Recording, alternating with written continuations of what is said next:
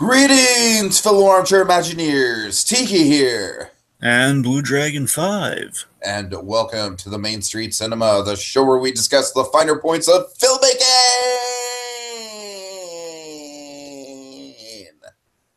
And tonight, Dragon, we will be talking about the Thanksgiving of blockbuster filmmaking, if you caught our analogy on that in the non-spoiler review. Dragon, you were really proud of me with that, right? Yes. You know, because this movie, it's like, it comes after the sugar high that was Ragnarok, aka Halloween. It comes before the big gift that is Star Wars The Force Awakens, or I'm sorry, Star Wars The Last Jedi, aka Christmas. It's like, yeah, we're gonna eat some turkey, we're gonna have a good time, it's gonna be good, it's gonna be good. It isn't good though, Dragon? What? This movie made under $100 million opening weekend. Well, I mean, now I only go by the worldwide grosses, T. I don't really go by the domestic, so I have no. Well, okay, I'm just saying domestically, that's not great, Dragon. That's. Oh, here's a fun. I don't know, folks. That kind of just sums everything up. This is going to be. I'm sorry. Go ahead, Dragon. I'm saying for the folks out there, just put in perspective, just all the box office. The very simple way of looking at it is I looked this up.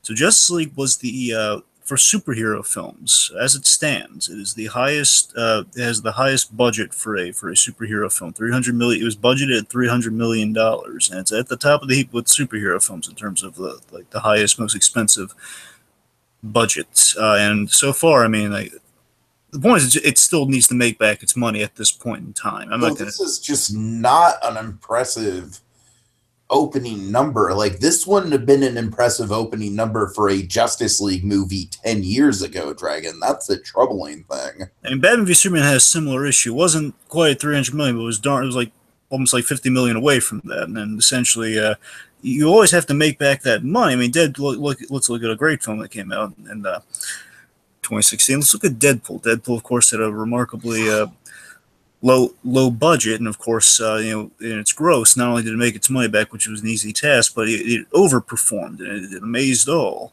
And it's kind of what it's kind of the uphill battle you have when the more money you throw at a production, the higher you have to anticipate the return on this movie. So obviously, Justice League had its work cut out for it. Exactly. All right, so folks, I am sure we'll be breaking down the very interesting critical response. Like, Dragon, I swear to God, every time we get one of these DC Cinematic Universe releases, Wonder Woman's the only positive one, but even Wonder Woman has an interesting story behind it. But every time we get one of these DC Extended Universe releases, Dragon, it's like the reaction and just the aftermath of these things is honestly like just as interesting as the movie itself. That's all I can say.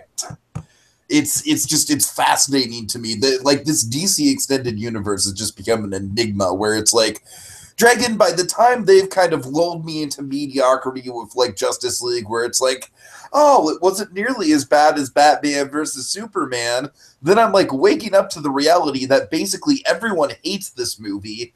Which, Dragon, I still don't hate this movie, but we'll get into that. But waking up to the reality that this is going to be a huge flop for Warner Brothers, because, Dragon, of course, the thing you have to at this point, I would be shocked if this movie made 300 million domestically. Worldwide, maybe. But you have to keep in mind, like, you have to add on another half of that for marketing, at least, because that's usually mathematically how it works, is that, it's not just making back the movie's budget, it's making back the movie's budget plus half for marketing. So, If we learn nothing from Hey Arnold the movie, that's a big lesson to take away. Well, let's just say Justice League has a big uphill battle to climb. And speaking of which, Dragon, the Justice League themselves had a big uphill battle to climb against one of the worst comic book villains we've ever seen on screen. But I digress. We don't mean that in exactly an intimidation factor. I mean that in sort of a different way. So, Dragon, why don't you sum up the plot of the movie? Here's the plot, folks. It's pretty simple, pretty strong. So I'm gonna give you, like, again, folks, is all spoilers. I'm gonna spoil stuff within this plot series. Give you like good kind of of course. Just to set the bar, folks. Here, This is a spoiler cast. We will be spoiling everything about each main character in Justice League story arc, as well as things about every character associated with those characters. So, all kinds of spoilers all the time on this podcast, folks. Go no further if you haven't seen this or if you actually care about the spoilers in Justice League. So, all right, Dragon, go ahead. Here's the gist of it, folks. Okay, so with Superman dead, Apocalypse has sent Steppenwolf to return to Earth to find the three mother boxes hidden by the Amazons, well, the Amazonians, the Atlanteans, and the humans thousands of years ago to essentially transform the Earth into another apocalypse. Basically, make it like essentially just like hell on Earth. Essentially, that's what Apocalypse is. And basically, we saw this in Batman v Superman. That's essentially what Apocalypse is. He wants to turn into what we saw in the nightmare sequence from Batman v Superman. That's what Apocalypse on Earth would look like. So it's up to Batman to put together a team, because he's seen this in Batman v Superman. It's up to Batman to put together a team to prevent this by seeking out Wonder Woman, Flash, Aquaman, and Cyborg. Easier said than done, until Steppenwolf and his army of parademons forces the heroes to work united to prevent the unity. Unity. Big, epic words. Yeah. Truth and justice.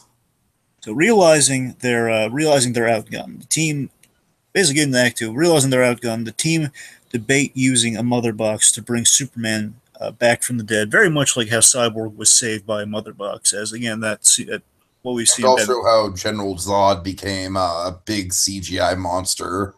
So it's kind of mixing methods, which of course are very questionable. So in the end, basically, they mull that over for a hot minute, and then of course they realize, okay, sure, let's do it.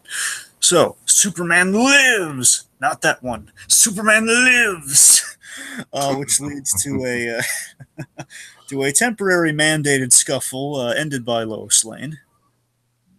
Then head out to undo this apocalyptic, very literally, unity of the three boxes. We get some cool teamwork, making the dream work. Superman returns. No, not that one. The day is saved, and the Justice League is formed. And without getting into post-credits... And Dragon, it's fair to say that it's this point, the Justice League are very much on a quest for peace. You're welcome. And without getting into post-credits stuff, essentially that's the movie. Okay. Oh boy, Dragon. So let's get into it, starting with the main man himself, the Batfleck, who may or may not have a future with these movies whatsoever. So, Dragon, I gotta say, that whole situation kind of cast a shadow over this movie in a way. And I don't want to talk about it too much because, honestly, the whole behind-the-scenes drama with the DC Universe at large could be its own podcast. But there's so much to talk about with it, really. It's like there's a lot to break down. But Ben Affleck, I gotta say, in spite of everything, in spite of people saying that he's like done with the role, I thought he brought it this time. Like I'd say he brought it even more than in Batman versus Superman, with the exception, Dragon. With the exception of, I feel like the Whedon humor, when the Whedon humor was applied to Batman, I feel like it was the most out of tone with the rest of the movie. Do you agree with that? See, I would agree with that, but at the same time, I agree with you on that. However, I would say I don't think it was as strong as his performance in Batman v Superman. Really, I mean, maybe I'm just like, oh, he's not firing guns and like going all crazy and saying all these soliloquies and monologues to himself. Like, look, he's not crazy Steve at this point, Dragon. What I'm getting, and we'll get to this a little bit more with pros and cons. At least I'll bring it up again when we get there. My main point with this Batman here, what we're working with Affleck playing Batman this go around, is that I feel he was really looking forward to, and he had a great time working on Batman v Superman. That was a role he's been waiting years to. He's been a big Batman fan. Of course, Dark Knight Returns. He's been looking forward to playing that Batman. I think he really broadened Batman v Superman in that regard. In this regard, it's like, again, with the stuff we kind of know about, it's, again, I'm not saying that purely clouded Affleck here, but you get a sense that he's not as thrilled This kind of just feels like a Batman. I think you're just taking my Justice League analogy and kind of working in the Batman here, but sure. But you know what I mean, right? It's like it's not the Batman at this point. You And know, I see what you're saying there. yeah, it just feels like, again, I think Affleck's doing a good. Ironically enough, given the title of his solo movie. Yes, I think Affleck's he's not doing a bad job by any stretch, but I do feel that he's just kind of he's in the movie versus just kind of being really. I don't think he has enough to work with, is what I'm saying. I think Batman's in the movie and he doesn't like hurt the movie or anything. I just feel like, yeah, I think Affleck's is more inclined to do a movie that's more focused and centered on Batman versus kind of Batman as part of a team movie. Does that make any sense?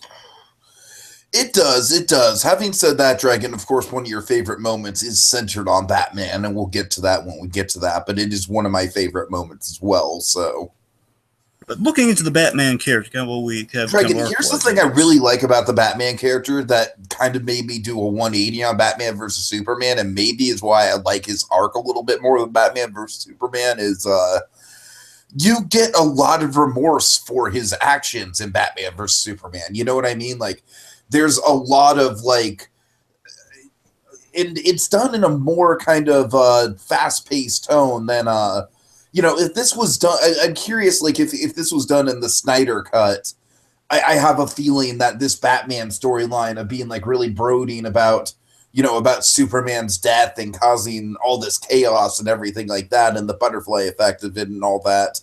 I have a feeling it would have overtaken a little bit more of the movie than it did. And honestly, I think that arc kind of it works just well enough to be satisfying for me. I mean, the interesting thing with Batman, the development you do get with Batman in this film, of course, you always have to consider, and it's all over this film. As much as I'd like to kind of try to make it work, usually I'll give movie credit. I'll try to make it work to see if there's like some dots are not connecting. But unfortunately, with a few points, not just all Batman v Superman related. Well, I mean, though, of course, what we got with the Justice League, we did get from Batman v Superman. I mean, like not all Batman related from that regard. Like we have a little bit of this with Cyborg as well, but mainly we do have some retroactive kind of like resetting a few things from what we've seen in Man of Steel and Batman v Superman in this film. We're kind of resetting some events. Basically, I think they're trying to go with the intention, like some missed potential in the other films. And they're trying to basically say, oh yeah, let's say we did go down that rabbit hole. It's kind of what it looks like. So basically, like Batman's arc, it doesn't necessarily track with. I mean, again, it doesn't feel like a well-worn glove with Batman v Superman. And again, that's because that movie. I mean, I was kind of re-examining that film. I did find some more things that don't make sense, as much as I tried to kind of defend a few elements of that movie. I mean, maybe I just give them credit for trying in this regard. Like I said, it's just like they don't linger on it too much. But for me, it's just enough to where it's like, and Dragon, this is very much my attitude on the whole movie in general, right? Is like, all right, look, it's not great, but they tried. God bless them, they tried. Yeah, and again, look, I'm not condemning them for changing things a little there, because again, they're kind of boxed into a corner where they'd have to if they. Again, that's. Basically, again, I think they're playing into the intention of what I was really hoping Batman Superman was going to do, where Batman considered taking life, then he was horrified by the notion of doing that. In this case, Batman's remorseful over trying to kill Superman, and in the end getting Superman killed. And it's the point is, like, we're tracking the guilt that Batman has, and also the fact that he's been influenced by Superman to be a little bit more optimistic. We kind of took the grizzled kind of Dark Knight Returns Batman, who's very devoid of hope, and we've kind of given him hope through Superman's passing. So, I mean, that arc is what we're working with in this movie, and that's what I like. And I wish they just kind of hit that more on the head with Batman v Superman. Basically, I wish they made that. Basically, if we just kind of made it more of a streamlined it to get to that point. But my point is getting to this. So, we have a Batman who's very guilt-driven. Of course, Batman being a guilt-driven character, it's nice to connect that element of that character with kind of this very Superman-related thing. And overall, with Batman all throughout this movie, it's something to really appreciate, I think, is that this movie is a 20-year wizened Batman realizing that he's not enough. It's basically saying, in the continuity of these films, it's kind of saying that, hey, there's like 20 years of Batman stories we haven't seen. And again, we know Batman at this point. It's kind of like, it's almost like, and this might be a bad comparison, it's almost kind of like the Homecoming thing. We've seen Spider-Man do all sorts of things in other films. And we get a good barometer of what Spider-Man is. And in this case, we have a good barometer of what Batman is. So now we're kind of taking him into, okay, now we're into the big Batman within the DC universe, Batman at kind of the point where he's bridging out, where he's kind of where he's meeting other super characters, Superman, and vice versa, the other members of the Justice League, and again, consistent with things we love about the Batman character. I love that he's this makes sense for him. He's desperate to redeem himself at any cost. He's willing to die, and we do this stuff all the time in the animated in Justice League the animated series, where Batman, he's just the guy in the bat suit, but at the same time, he was at many points in that series, he was more heroic than all of them. Like, he would always go for the sacrificial play, and they'd always say, "Batman, you're crazy," but again, he would sacrifice himself for the greater good. And in this case, we have the layer of he's trying to, he's trying to kind of make right that death that he blames himself for with Superman. He's trying to, like, when we eventually get Superman kind of back into the fray, like, he's more than willing to die for the death that he caused. So he wants to balance out his karma almost. Yeah, sure. And I love that we get Batman to a point, and this really, I think, is really kind of cool and kind of full circle. But what kind of the end point here, at least the suggestion is that, again, we had Batman we can assume that Batman in the beginning, of course, the loner turned, like with the Robins, as we kind of hinted at with the whole, Can I say something about the Robins really quick? Sure. Honestly, I think in this movie, one of the unspoken plot lines that I feel is kind of like simmering in the background, Dragon, is the fact that Batman in some ways views Barry Allen as almost like a surrogate Robin. Yeah, I can see that, and that's kind of what I'm getting at too. Is that we have Batman kind of with the team. It's like, again, for after that 20 years, he's got into that Dark Knight Returns kind of loner place, and through the Justice League, through kind of him kind of being more optimistic, we're getting into that early era again where he would take on a Robin. It's almost like Flash would be the Carrie Kelly in a way. That's what I'm saying. Yeah, that's actually a perfect example. Like, Flash would be kind of like a stand-in for that. Exactly, and by doing that, we get Batman to a point again. It's like him going like full circle, kind of. And again, kind of getting to root what Dark Knight Returns is all about. Funny enough, it's like where it's Batman kind of re-experiencing all the adventures of his youth in this advanced age, and now he's open to family. He's open to, getting assistance from people. It's kind of it's interesting. It's interesting.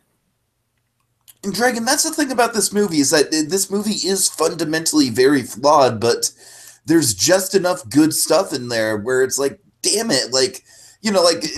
Like DC, you're going in the right direction. Don't scrap it entirely. You know what I mean? Like, that's what I'm saying. Again, folks, it's like, again, the example I kind of put forward earlier is that, again, Batman v Superman, the whole Batman wants to kill Superman. Again, the trailers, I was kind of raising an eyebrow at that, but I gave it the benefit of the doubt. You know what? That could be an interesting idea, and they start down a path where they could make that interesting, but then be a Batman driving into people, which kind of undercuts that entire point of Batman and then ultimately the big fight is just kind of like a convenient ploy by Luthor. Exactly, and that's the thing I re-examined. And we don't even want to talk about how that fight resolves. Exactly, but you get what I'm saying there, right? It's like, again, we have good ideas, and I'm willing to give them some rope, but again, they keep hanging themselves with it. It's unfortunate. But again, there are some interesting ideas that they could run with. Jesse Eisenberg has to pee in a jar. Exactly. And also, again, just what I'm getting also with Batman is that in the end, we have a Batman with the athletic Batman as a whole here, where we are with him. It's a Batman looking beyond Gotham with kind of the era of gods and metas in the DC universe. It's Batman being acclimated to a world bigger than his city, and I think connecting to that, we have characters who represent kind of the Batman universe, who kind of represent. So basically, we can have our cake and eat it too with these other kind of known Batman characters in a way. So you want to break down some of those side characters then? Sure. Let's start with the main one is the man, the myth, the legend himself, right? Sure. All right. So J.K. Simmons, every moment he was on screen, I was just like, this is like literally, he's like, okay, you know what I did for J. Jonah Jameson, how it was just like completely off the page. I'm going to do that again with Gordon. And again, I always appreciated, I got to tell you, he looked a lot better than he did in the it was a cool shot. I'm not taking anything away from, but in the first image we had released of Jim Gordon, I don't know. I mean, I was all on board for it. And it's like, oh my god, they're going with the old Gordon. I say in the movie he looks a lot better than he did in the monochrome. That's what I'm saying. He looks even better because I mean, I love how you can see the white hair under the hat a little bit, and I love that we get to see him, beyond the trench coat and everything.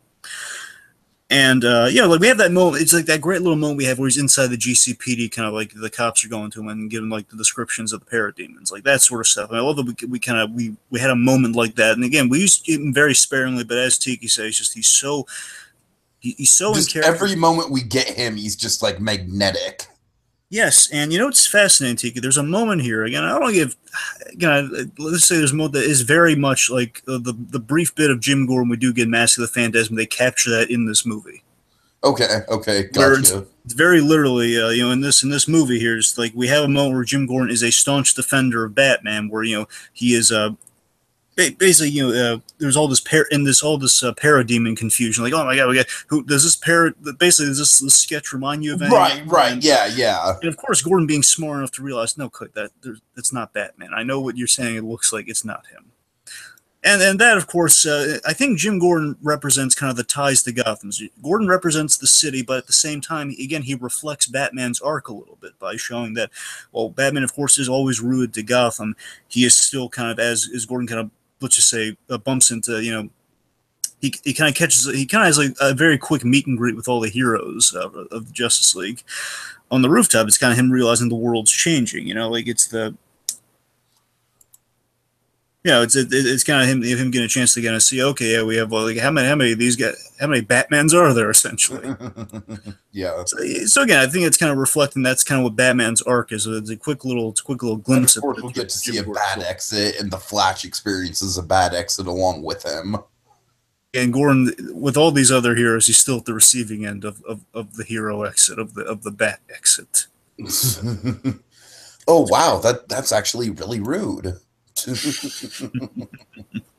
Oh, I love it. And again, I'm really ticked off that was in the trailer, by the way, because I love that gag. Yeah, so much. I agree. Again, it's the ultimate thing. And again, as soon as he plays it great, he's just like, I mean, that would have been just a really, really good fanboy moment to just hide for the actual movie. Just on the whole with Gordon, I'm very satisfied with the guy, Jim Gordon. He didn't overstay his welcome, which I will say for all the other sporting heroes, none of them overstayed their welcome, which I was very pleased by. So he was very much like, none of them become like a Lois Lane and Batman versus Superman situation.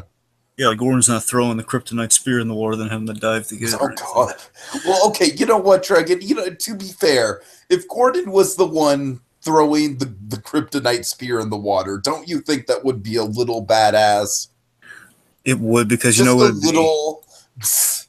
I know what it would be, though. It'd be so great. It'd be like that scene from Hush where, oh god, where Gordon and Batman have a thing where they stop each other from killing when they get really amped up, and it'd be like a thing like, no, you're not killing Superman. He throws the kryptonite spear in the water. That would be awesome. Anyways. And yeah, of course, fantasy here, folks. Anyways, let's talk about Alfred. Alfred, yeah. So Jeremy Irons, man, he's just like, he fits so comfortably into this role, man. He's just, yeah, I'm here. I'm going to be solid. What you going to do? There's not much to say about him. He's just, the thing I do like about Alfred is, much like what you mentioned with Gordon, Dragon, Alfred is very much kind of in this position where he's seeing this world change. He's seeing everything expand. Yeah, it's the world expanding beyond. It's Batman's world expanding beyond Gotham, and I think again, Gordon was just like kind of a quick glimpse at it, but Alfred is much more in the thick of it. Where Alfred is, he's getting used to the new status quo of the world, where it's basically Bruce Wayne's new friends, like his surrogate son's new like the super friends coming together. Exactly, and I very much like the audience, at least a certain sect of the audience, which I guess I'm a part of. Of course, he's rooting for the Batman Wonder Woman relationship. right. I'm with. I don't know at this point. Like, well, take a look. I can vouch for that. I know there are people who are rooting for it because in the animated series they had a Batman. No, I'm saying, believe me, I think DC would love to do it. I just think that Might not be with Affleck. Let's just say that Sure, much. of course. I'm just saying what the characters do. I'm just saying Sure, sure. there's a big sect of Batman 101 fans from the animated show. That's why they would root for that relationship. That's probably why at least they Oh no, alluded I to it. totally get that. Like, I don't know a lot about the animated show, but I know that much. All right. And of course, one thing we do get with Alfred here, just to kind of develop the Jeremy Irons kind of take on Alfred, which again is love. We have these little spokes to the wheel, and we see an Alfred. He's very handsy. This is an Alfred who actually, he has military experience. He can actually build the gadgets. He fills with them. I love here we see that he loves using the gadgets in the field. He loves the armed the gadgets in the armed vehicles like the Nightcrawler. He loves piloting them from the caves. Alfred just like he gets a kick out of participating. Yeah, you're right. You're right. From the sidelines. I feel like they've kind of like folded Lucius Fox's role into Alfred at this point with that kind of characteristic. Which I don't mind, but I tell you, if they ever I don't either. need to use Lucius Fox, I know exactly the actor they need to go for. Who would that be, Dragon? Ernie Hudson. Ernie freaking Hudson is Lucius Fox. Oh man. Seriously. Remember, I did when we did the Batman pitch for the Affleck. Yeah, that's true. That's true. And he has voiced him in the animation for. I'm just saying, I think he's my absolute go-to if we never need another Lucius Fox. He'd be perfect for it. Anyway. All right. I guess one thing to talk about with Batman. What do you think of like the? We got a pretty good assortment of different vehicles in this movie associated with Batman. Of course, I think my favorite was like the robot spider thing. Yeah, that's the Nightcrawler. Yeah.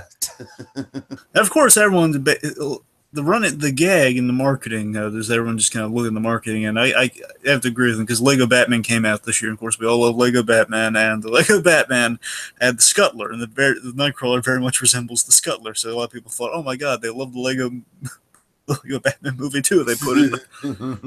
It's the Scuttler, but whether it is intentional or not, they gave it a different name, but essentially it's the Scuttler. And also, it might be a bit of foreshadowing. No, it's too timely a joke. I won't make that. So what do you think of the look of the Batcave? Because I've heard that's something that people have been complaining about, especially the hallways. Well, honestly, Tiki, it's kind of... Honestly, I kind of feel like it's one of those situations where stuff in the actual, like, expansive Batcave where Flash is, like, zooming around looking at stuff, and there's actual bats flying around. That's probably Snyder. And then the stuff where they're just in the hallway saying witty banter to each other, that's Whedon. Snyder, Whedon. I don't know. Well, you know what's funny? You know what I mean, Dragon? I make a game out of it. God. You know what's funny, T? I would say, honestly, just considering now, I think the Batcave is kind of a reflection of kind of Affleck as Batman in this movie. If you think about it, because again, I think it plays a lot better in Batman v Superman. Because again, that cave feels very much, it feels kind of tied to that character. He's isolated. He's kind of like it's a Wayne Manor's been burnt down, all that sort of stuff. They have kind of like almost like a little bit of a kind of visual kind of intrigue going on there. And of course, it's a Batcave I think suited that movie better, and I think it was kind of shot a little better in that movie. In this case, I appreciate the bats. I love how the bats are in the cave. That was great. I'm so glad you hit on that when Flash is kind of zooming around and the bats are flying over the place. But aside from that, again, when we hit the aesthetic, the Snyder aesthetic, I think it's on the money. But aside from that, it just feels like kind of it doesn't really feel Batcave-esque. It just feels like, okay, here's just to be honest with you, the hallways in this movie feel like they could have been the hallways from the Avengers Helicarrier. You know what I mean? And Tiki, that's honestly where that Snyder Whedon is kind of become apparent with Affleck's performance. Again, I think Affleck is just I think Whedon is kind of like an Aaron Sorkin-esque guy where Sorkin is famous for the walk and talk, and I feel like Whedon kind of does the same thing. Yeah, honestly, it feels to me like, again, I think Affleck plays to the aesthetic, to the Snyder aesthetic better, because basically the dramatic aesthetic that the kind of Snyder brings the visuals, and he brings kind of the drama associated with Batman. I think Affleck likes playing into that. With Whedon, it just feels like, and again, moments in this movie, it just feels like it's not bad, but it just feels a little out of place for Batman. It just feels like it's unfamiliar territory. I'm not going to say it's bad. I'm just going to say it feels off, and I think Affleck's kind of is feeling a similar way to maybe some fans in that regard. It's like, this feels a little non-Batman. It's not bad, it's just a little different. All right. Anything else to say about the Batman?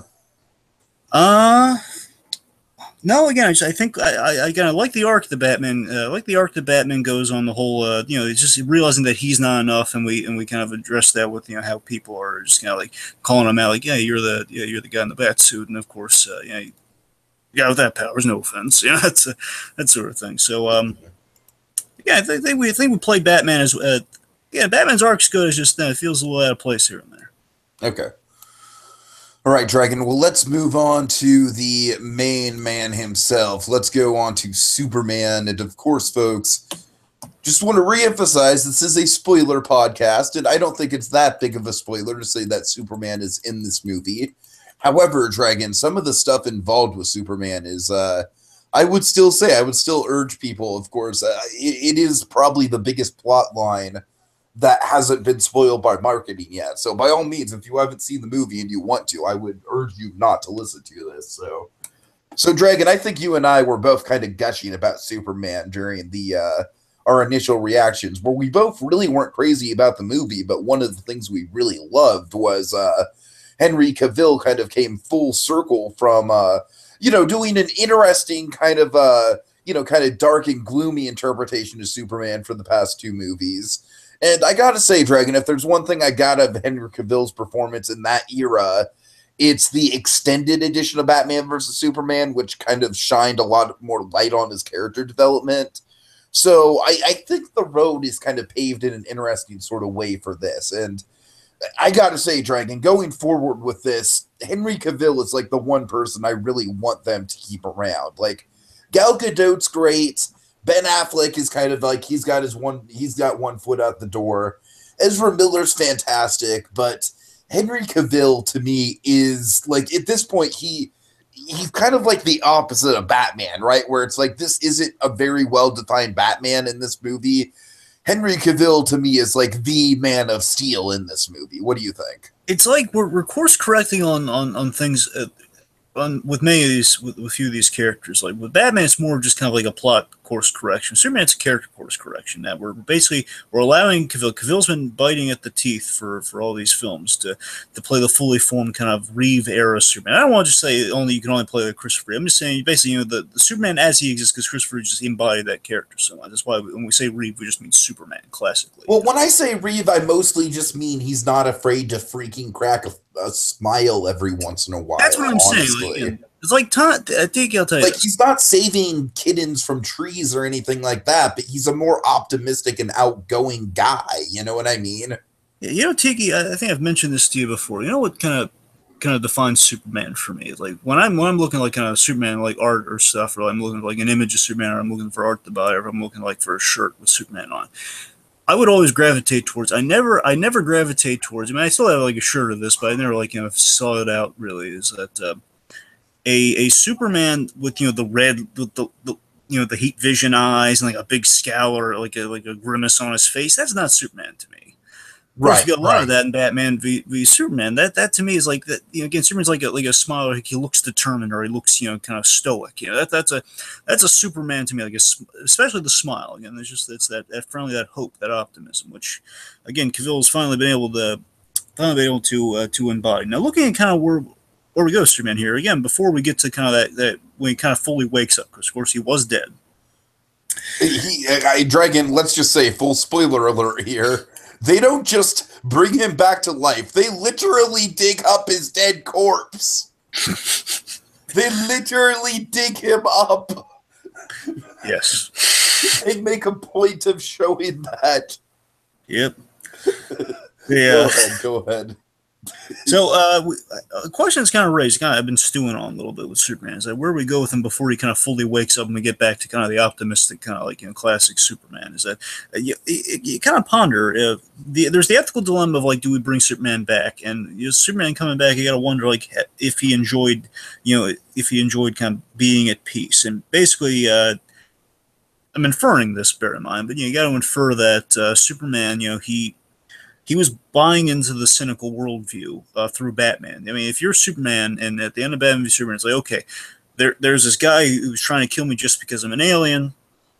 It's because I'm different. The whole basically what the DCU was kind of marketing on Superman from the beginning. And again, in Man of Steel, and just getting the full view of like where we're going Superman here, what we're trying to do with Superman is that, again, not a bad idea. Is this idea that Superman trying to be, just be an optimist, just trying to be a guy saving people, faced in the modern world, we wouldn't be as accepting as we were in 1978. Again, as like a cell line, that's not bad. I like that as a cell line. That's not bad. That's what we start with in Man of Steel. It's what we start to kind of try doing. Basically by the third act, that's where we completely complicate all of that.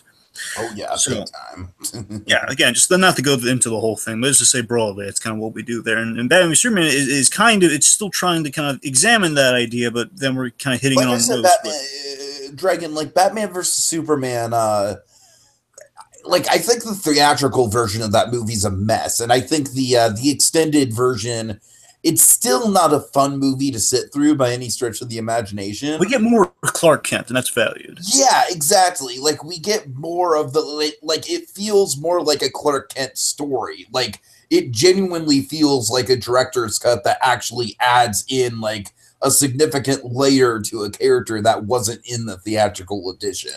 Exactly, because basically, as Superman is played within that movie, basically you see all the Superman scenes in the trailer and the marketing, which does not add a lot. Where basically he is just. Oh God, yeah, the theatrical version of that movie is really a piping hot mess. Just the point is, it's basically again, Cavill played a conflicted Superman well, but that's all we got from him, which was not helping that character. Anyway, my point is that basically you got Superman again. He's kind of feeling. He's feeling conflicted, basically dealing with kind of a cynical world that just, as much as he saves people, again, basically what they try to capture in that little kind of that well-shot kind of tragedy scene, is that as much as he saves people, no one is going to just kind of take it at face value. They're going to take it as, but what if he ever turned against us? And Batman being kind of the ultimate. It's kind of like the Dr. Manhattan dilemma in a way. Yes. In a way, yes, and basically, and of course, same director. That's kind of funny. Of course, right? But you see what I'm saying? Like, of course, Batman being the ultimate kind of example of people not trusting Superman, again, trying to take him out of the world just for the 1% chance that he could overthrow them. You gotta imagine Superman again. He saved. He basically died for our sins at the end of Batman v Superman, where again, he takes the Doomsday kind of impalement to the heart. There. Space Jesus. It's essentially, yeah. Pretty much Space Jesus. And you basically got to imagine, like, basically the cynical world is too much, and that's kind of what Superman's been dealing with. So basically, I'm at peace. I don't have to deal with people being all cynical towards me. I'm just, I'm at peace. And he has like a line, Tegan, you've seen it twice at this point, right? No, actually, I did not get a chance to see it a second time. Well, you have not seen it a second time either, right? Yeah, neither have I. Absolutely. Okay, so we're on the same page at least with that. We're on the same page, folks. I didn't know I was uninformed. Anyway, so from what I understand, if I'm remembering correctly, Superman had like one line was, "You just couldn't let me die, could you?" Basically, it's like he had some line like that, maybe not as directly as that, but he had like a line of like implying that he was at peace. And basically, right. And then he also, of course, had a great line right after that, kind of throwing the whole cheesiness of Batman versus Superman in Batman's face, like, "Tell me, do you bleed?" I'm not crazy about that line. You're not. I don't know. To me, that was kind of like, I get it, but I'm mixed on it. Like, to me, that was almost kind of like, all right, look, fanboys, like, we know that moment was ridiculous in Batman versus Superman, but we're gonna make it more terrifying in this version. I'm just saying. And I did genuinely think that Superman's version of it was a lot more intimidating than Batman's version. I don't know. It is. You're right. I'm just saying. Anyway, let's not getting off that. Yeah. So my point is, so basically after Superman, of course, he wakes up. He's definitely not happy initially, but then of course Lois reveal Lois, and of course Lois, as we know, was his connection to humanity. Even when now, let me ask you this, Dragon. I bet it was a great moment for you when Batman was codenaming Lois as the Big Guns. Yes, I do like that. I really like that reveal. In retrospect, though, I don't mean to nitpick it. Doesn't make sense, but it's a great reveal, though. I will give you that. It's a great reveal. Yeah. Just like the fact of, well, again, we'll get into the pros and cons. My point is, so Lois has always been the connection to humanity when humanity was kind of most against or most paranoid about Superman. And basically, the minute he's reunited with Lois is the reminder of, what he missed in death. And that's why he's so glad to be back. And basically, what I've been kind of threading here is that Superman, after that reconciliation with Lois, the way he's playing, the reason we can have the Superman we've always wanted is that this is a Superman who's just rolling with the second chance at life. He's embracing the things he set out to. And I feel like they play that really well. I feel like it's earned. He's embracing hope and optimism, carefree. Because you know what, I was killed. I died trying to appease people. I'm just going to do what I want to do, which is very simply, help people, help the world. I'm not going to be conflicted. I'm not going to worry how I'm looked at. I'm just going to do it and be happy about it. I mean, as long as I have the woman of my dreams here, but I understand what that encompasses. Mm-hmm. And he's in it. And what makes it work even more is that he's in a world now that, and again, this is something you appreciate more on the extended cut, but also just on the rewatch of Batman v Superman. The extended cut does it even better, honestly. Is that say what you will, but out of context, the world without Superman section of that movie, the funeral scene from it's fantastic. And what we've been building up in this movie as well is that the world has learned to accept that ideal. Like now they're aching for, like, man, we didn't know what we had. Again, the sins, the dying for the sins. Like, God, we treat him like crap when he was around. Now that he's gone, we need that hope, that idealism more than ever. They're looking to the symbol of, like, the importance of what that symbol means. And of course, Superman now just like, I'm just going to be hopeful, and now the world's going to accept that. Now that he had to die to learn that lesson. It's a tragedy, but it's still just it's like, we're doing what we've always wanted to do, Superman. It's the point, boiled down. Okay, so let's talk about the two main side characters of Superman. So Dragon, honestly, I kind of did a whole 180 on Lois Lane, because I really do feel like it's the writing from both Cavill and her, and Amy Adams here, where really Lois Lane took up way too much screen time in Batman versus Superman. She was involved in way too many plot the bullet subplot. The freaking bullet subplot. Yeah, and here I just think I really like how she's used, because she's in like maybe about, like maybe 15, 20 minutes of the movie. She's mostly used to, to showcase Clark's humanity to the world, and also to serve as a reminder of Clark, of course. Dragon, I also, just to loop into our other character in the Superman mythos, I really do. I've heard complaints that this kind of comes out of nowhere in the movie, but I really do like the relationship that she's developed with Martha Kent. Oh, and that's a great thing. Batman versus Superman. You gotta remember, that's a great thing from the whole Death of Superman story, where those two characters bond together more after the death of Superman. Those two become and of course I don't know. I just think it works showcased pretty well in this movie. Yeah, and. So. What I like, just to kind of loop them together as well, what I really like about both of these characters is that they're both trying to move on. They're both trying to move forward. From always. Yes, always. They're both trying to move on from tragedy here. Of course, they lost the man that she loved, and of course her son. And I like that Martha's taking a little bit more in stride. She's moving on, but we also see at the same time it's not a flawless thing, because of course any tragedy, any loss is never without its pain. Basically, where Martha's trying to get away from the past and the reminders, which is why she tries to sell Kent, which is why she sells Kent Farms. Mm-hmm. She's lost the two people most important to her, and again, she's lost Clark and she's lost Jonathan. And by the end, basically, on the flip side here, Lois, of course, she felt, and we explored this with Lois Lane. Amy Adams, of course, being the gifted actress she is, and of course, when she's able to play a scene like this, she does it very well. She's, of course, when Superman comes back, she kind of confesses to him that she feels that she let him down. We have to see that beforehand too, but she finally gets to kind of break down in his arms and say, I'm so sorry. I let you down. I tried to move on, but I could. She feels like, she was trying to honor his memory by, kind of living the life for both of them. And she feels that she failed at that. But in the end, she brings Superman home in many ways, and I think that's interesting. She brings him to Smallville, which of course was where they met, where they really bonded. Now, Drew, I want to touch on that element of the movie for just a sec, because that's one of the I've heard a lot of people call that a plot hole of like, oh well, Superman just goes back to the farm and then all of a sudden he's not evil. I'm like, well, no, you don't get it. It's like he's reunited with Lois. He's reunited with his mother. He's in his childhood home. Like, I can't remember of the. course he's going to be like attached to humanity after that. You dolts. Does he got to remember? Job one is getting him to remember. Where else is he going? All the I important don't know, stuff in Drake. this. When I hear stuff like that, when I hear criticisms like that, like I've heard people describe it as like, oh, Superman, he's just going to take a little vacay and then he's going to be fine. Just take a little vacay.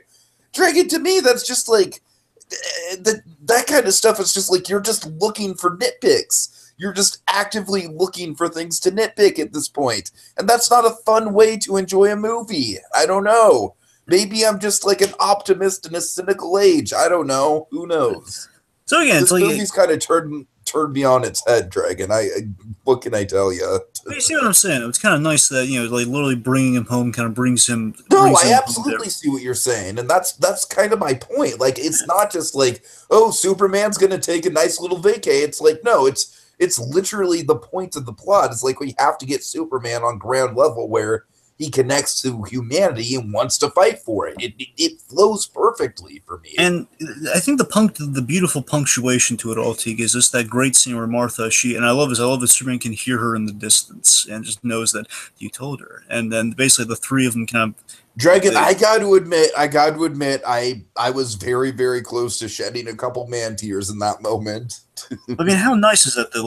They become basically these three people who are very divided in ways. They basically have Martha and Lois are processing their grief over this man, and now they're all coming together and they're all reunited, and it's really nice. The family comes together with Lois. It got to me, man. It got to me. This movie does have some moments of genuine human connection in it. Yeah. All right. Dragon, one last thing to hit, really, really quick. It's like a great gag. Kind of basically sort of like a good punctuation on the whole idea of having a movie with the Justice League, like teaming up and going through this journey together. I love that Batman bought the Kent farm. That is no, he didn't. No, specifically, he bought the bank that owned the Kent farm. Tiki, that is great, and also it kind of ties in some. Again, I love that. Again, we were kind of hinting at this too at the end of Batman Superman, where it's where Batman again he was always trying to kind of he was starting to come around to Superman's side, Superman's perspective by the end of that movie. He was realizing he was in the wrong, and we saw like one of the things he did was he I forget again it was very vague, so you don't know how, but the idea is he got Superman's body, so his body was actually buried in Smallville Cemetery because they thought they were burying Superman's body in Metropolis when no, Batman pulled a switcheroo, so the body was actually buried in his native land. So Bruce is clever like that, how he can kind of like he can manipulate things like that. And again, it's like him just trying to kind of do the right thing of kind of honor the Kent family in that regard. So it's nice that he was able to kind of redeem by little he's redeemed kind of his being mixed up in Batman v Superman. I've appreciated that. I appreciate that we've been going that route since the end of that movie. All right. So, Dragon, let's talk about the currently probably the hot ticket in this whole universe, Gal Gadot's Wonder Woman. Yeah, I gotta tell you, Wonder Woman is kind of a great beacon of consistency within the DCU. I really gotta say, I think that's a good way to put it. That's great phrasing there. She's just a great beacon of consistency, in that she's been in each of these movies. She's always been, if not the best part, she's always been really good. She's always been really fulfilling and real satisfying. I guess she's been really satisfying. Of course, in Batman v Superman, she comes in with the awesome theme, and she's great. And of course, we got some great kind of acting between her. Dragon, I gotta say, I love like how early on in this movie we get that theme, like very, very triumphantly, like, yeah, Wonder Woman. We all know who she is. We all just saw her movie, and I can't tell you how many. I can't tell you how many times, because I had the Batman v Superman soundtrack on CD. I can't tell you how many times I've been driving, I've been going to places. I keep like as I'm approaching, I put on the track 11. So, Dragon, it really is one of the best musical cues for a comic book character we've had in this modern age. I mean, say what you will about the DC extended universe as a whole, but that one piece of music is just it's so good.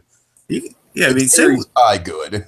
Honestly, all the music in Batman v Superman is great, but Wonder Woman's theme collectively is so, oh god, it's so iconic. Yeah, yeah. Anyways, Yeah, so Wonder Woman. So Wonder Woman, I really like Wonder Woman's story in this, and we kind of call, and again, yeah, I like that we kind of we're moving forward in these stories at the same time. We're kind of we're getting back on point what these it's ideas. interesting that this movie is essentially like a sequel to her solo movie, but 80 years later. Yeah, but yeah, I mean, it kind of ties both of those together because it kind of fixes a problem with Batman v Superman while being a sequel to Wonder Woman at the same time. It's Right, kind of a right.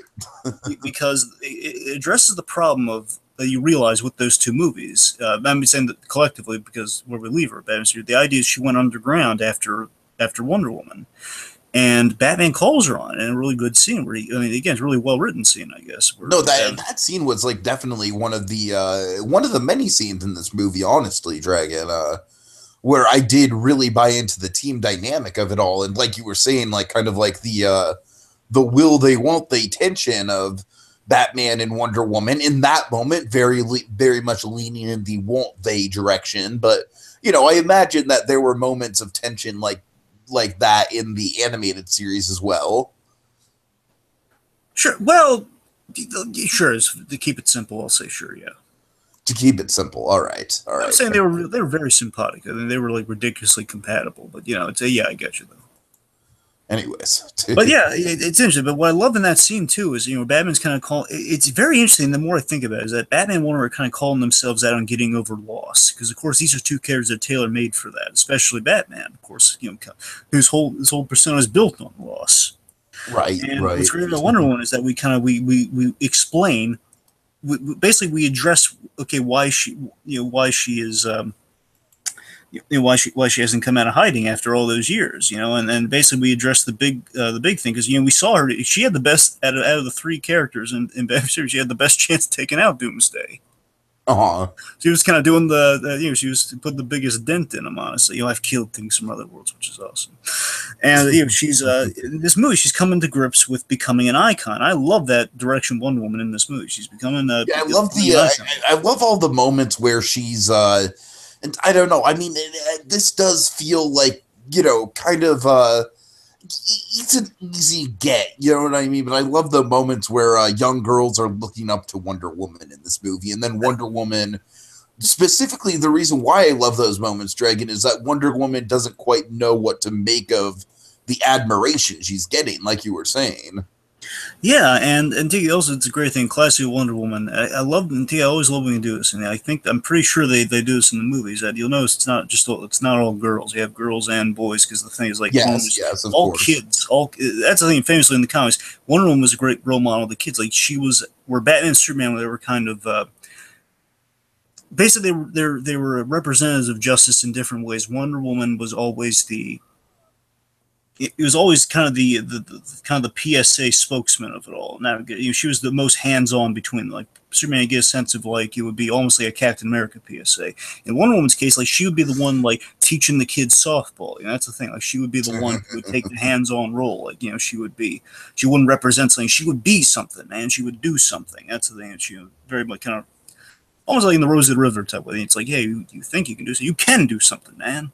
Where she's being a role model in Superman's wake, and that's a lot to live up to. She has to live up to the void that is existed. Now Superman's gone. Batman's saying, well, yeah, you are the prime candidate. Why haven't you stepped up? Huh? What's your major malfunction, man? And I very much think that is her arc in this movie is kind of like stepping back into the public limelight and realizing her potential in that.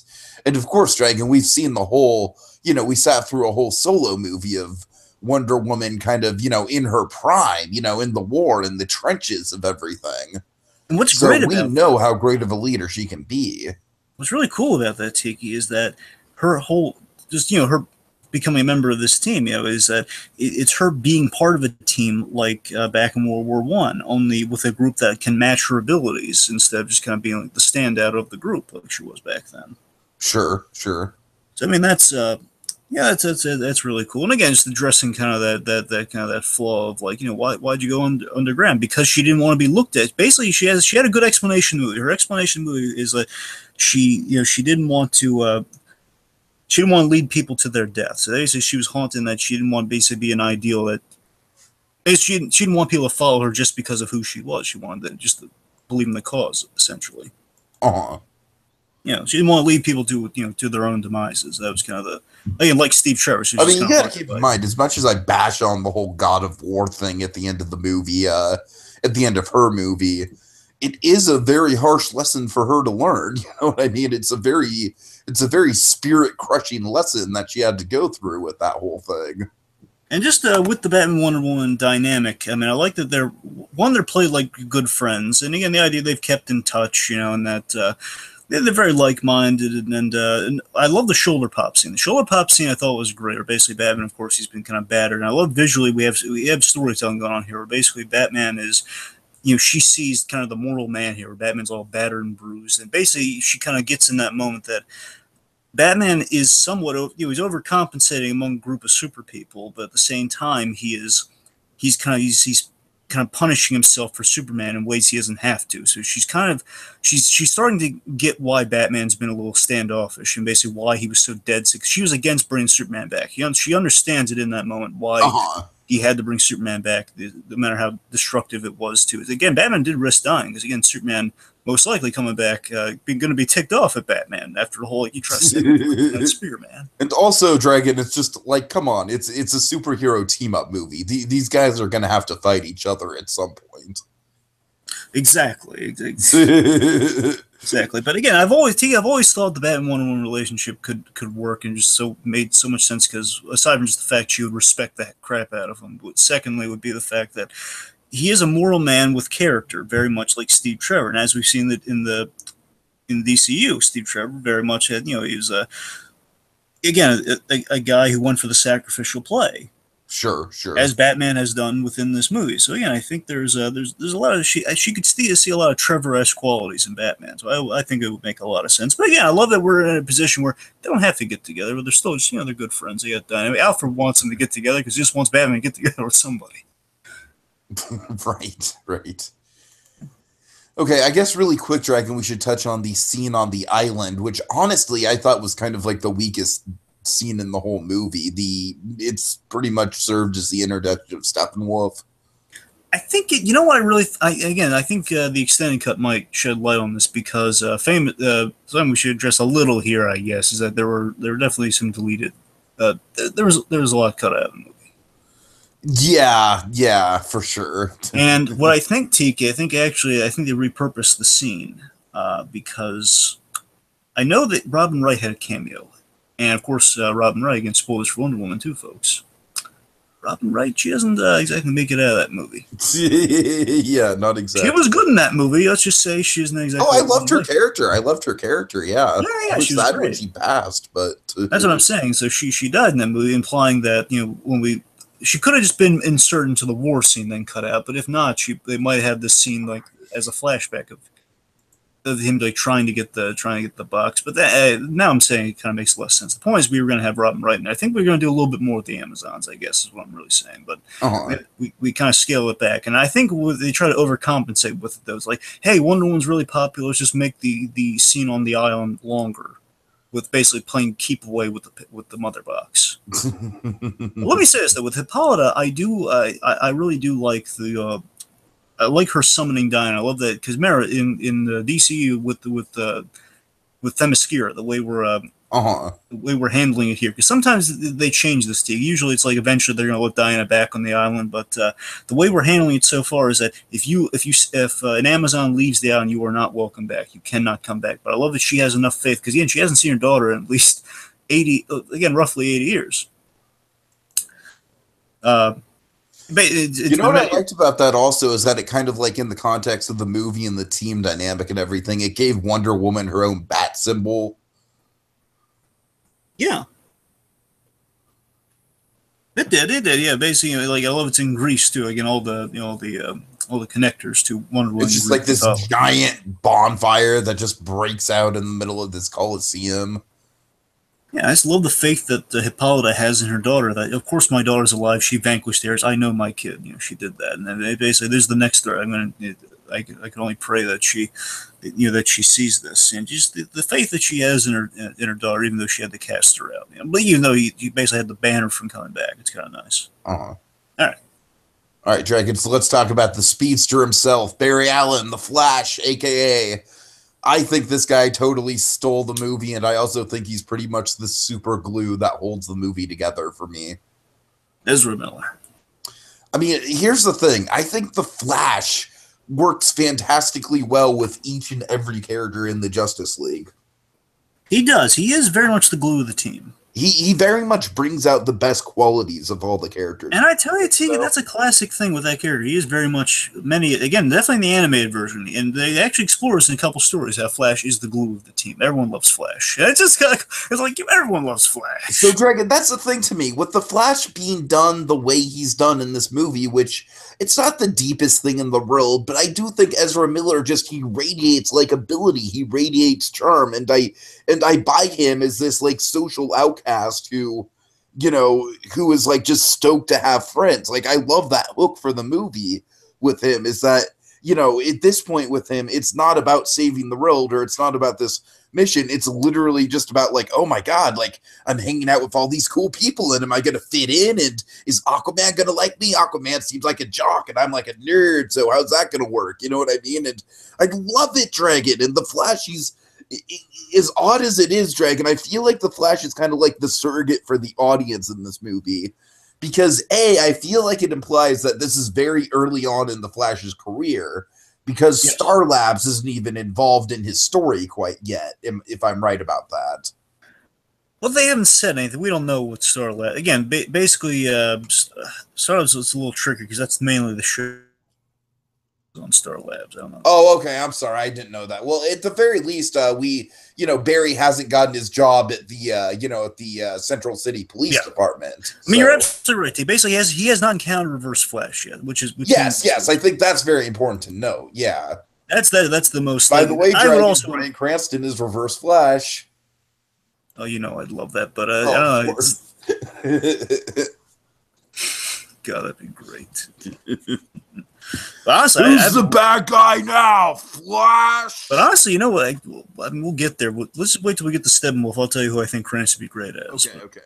Anyway, but with Flash, again, he's just for the diehard Flash fans out there, I'll acknowledge, just to put it out there so we can say we addressed it.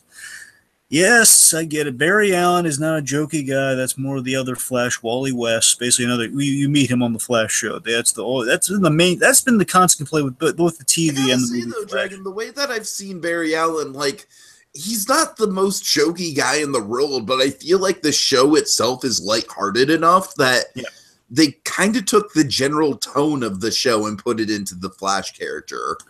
That's what I'm saying. Does that make sense?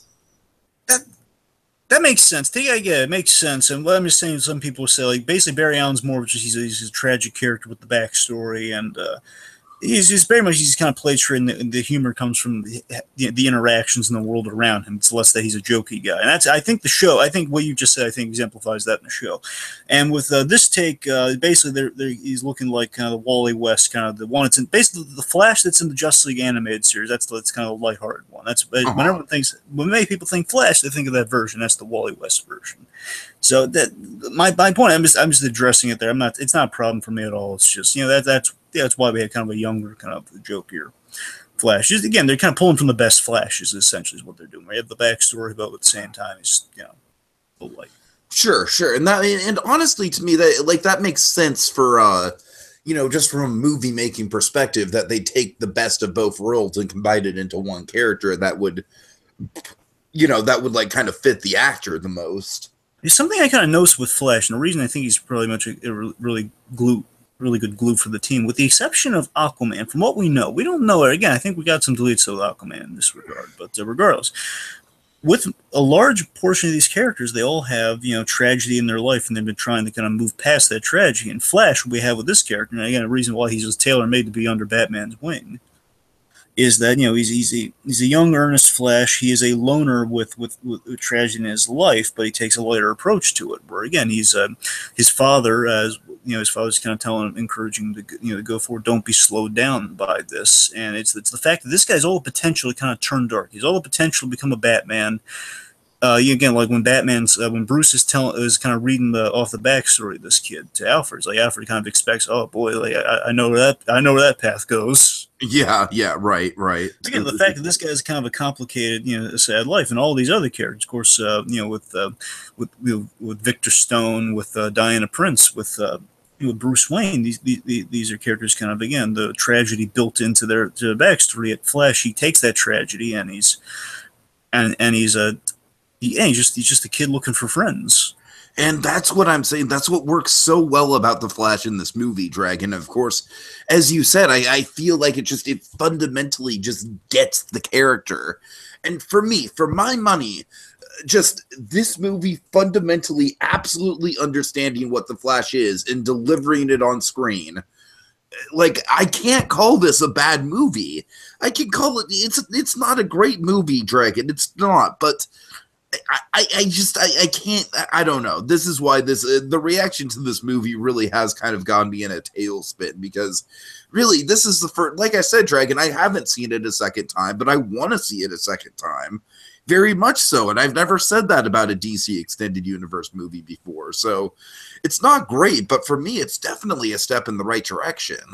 Yeah, I think my analogy for Flash is that at this point with the Flash, he is not he's not a crime fighter. He's more of a crime foiler. That's where we're at the beginning of the arc with Flash. He's the guy who uses the Speed Force to push bad guys, basically. And again, it's kind of, I want to say, I don't know, like, Whedon's involved, so I don't know, but could be like them kind of making fun of Quicksilver from the X-Men movies a little bit. Right, fast too, but it's not always going to work out for him.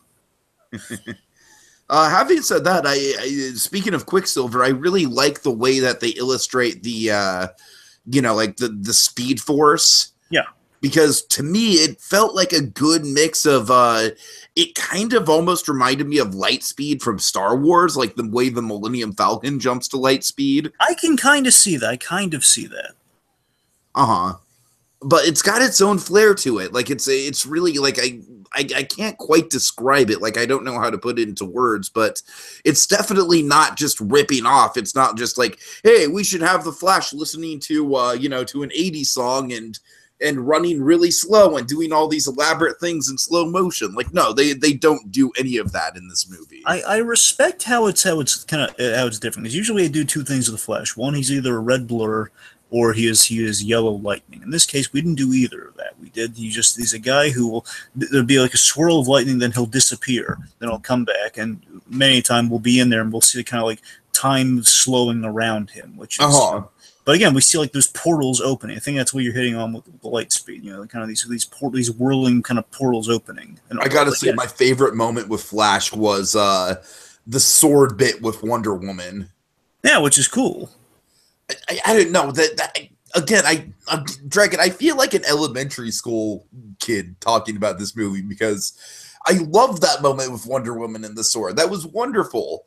But it's not my favorite moment of Flash. There's so many good moments with Flash in this movie. Let me say one more thing about Flash, because we already kind of hit on like the kind of the cool thing about Batman mentoring him into becoming a real field hero, and of course by doing so he kind of is making friends. But the main thing I want to say just broadly with Flash is that what we do with this Flash here, it gives me great hope for what we're going to see with Flash going forward. Because the Ezra Miller Flash and the armored Flash and everything, but I just want to say aesthetically and just everything we're doing. I absolutely think beyond Henry Cavill as Superman, Ezra Miller as Flash is like the character in this film I want to see the most spin-offs for. It's almost kind of funny. He had like an albatross to bear with like Ben Affleck did, like, hey, we already have a Flash. Now we got this guy. Oh God. Yeah, we have Grant Gustin. Why do we need Ezra Miller? Because he's a good alternative Flash. That's why. But what I'm getting at too is I think Flash this is everything I wanted to see a DC cinematic universe, not the DCU, but ever since I've pictured a Flash movie, this is kind of the stuff I've wanted to see done with the Flash work. For reasons we'll get into, pros and cons, like just this kind of imagining of a Flash in the real world is kind of the stuff I've been wanting to see in a Flash movie. So I like that we got like a really good sampling of that with the Flash in this movie. So. Sure. Okay, let's move on to Aquaman. Very briefly, Henry Allen. Oh yes, very briefly.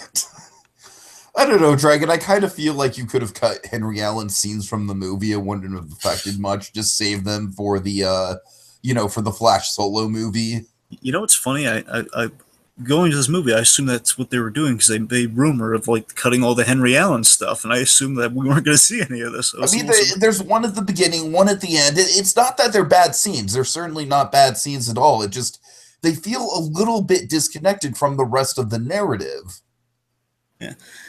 You know something though. I would like to infer that from Henry Allen, what we have is just kind of this like a gene of Henry Allen putting forward the idea of like, hey, you gotta move forward. You can't just be slow. You can't just keep. I like how me Henry Allen kind of he makes kind of like he's the genesis of Barry sort of going on his path that, of course, we see in the TV show of him working at the the Central City Police Department and everything like that. I assume that's going to connect into Joe West and everything.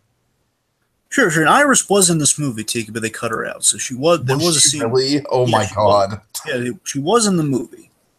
Anyway, so what I'm saying is, I think Henry Allen with that action is kind of he's the genesis of the whole like, hey, let's join the team mentality. Basically, he is kind of that heroic inkling of go forward, that sort of thing. So, all right. Okay, so yeah, now let's talk about Aquaman. Yeah. Yes, Aquaman he's interesting, to say the least. Yeah, I'm not big on Aquaman in this movie, Dragon. I gotta say, mixed. I'm mixed, and it's not a bad thing, but I'm mixed. Aquaman is kind of like the Killer Croc of this movie. Does that make sense? Well, can you elaborate a little? Yes, sure. Where Aquaman he has a cool design. It's like it's one of those things where it's like, oh, it's finally this comic book character on screen. It's cool, and it's done in a different way. But then at the end of the day, he doesn't really do much in the actual movie, and the most memorable moment he has is basically resorted to a gag. Honestly, Tiki, I feel I'm gonna put this forward here. I'm gonna suggest this. I posit that Aquaman I think Aquaman suffered most from the edits. I know that because I could absolutely see that. I know he had an extra side character too that was played by Willem Dafoe, who was in Atlanteans. Well, in the comics, how good would it be to see Willem Dafoe in this movie? Yeah, he was, and again, he'll be on the extended cut, or at the very least, the deleted scene. Again, at the very least, I'm sure we'll see him in the Aquaman movie. Sure, that's what I'm saying. Like, also, of course, you know who the bad guy is going to be in the Aquaman movie, right? I'm sorry, who? You know who the bad guy is going to be in the Aquaman movie, right? Remind me. One, we're getting both biggies. So we're getting both kind of iconic Aquaman villains, but the main one that you're going to be excited about, of course, James Wan directing, it's Patrick Wilson. Oh boy, yeah, with James Wan directing, yeah, that does excite me. Now, I don't know if they're going to Patrick Wilson, James Wan. That's kind of like a Scorsese DiCaprio Dragon. Now, again, I'm not sure how much they're going to take from the comic, but in the comic, the character that he's playing Ocean Master Orm, who is in the comic Aquaman's brother. Oh boy, okay. He's the simple line would be he's the Loki of Aquaman. He's Aquaman's Loki. It's essentially what Patrick Wilson would be playing. That's a very simple selling line, but I get it. Yeah, just without getting complicated. So anyway, Greg, I feel like some of the visual effects on Aquaman are really, really rough.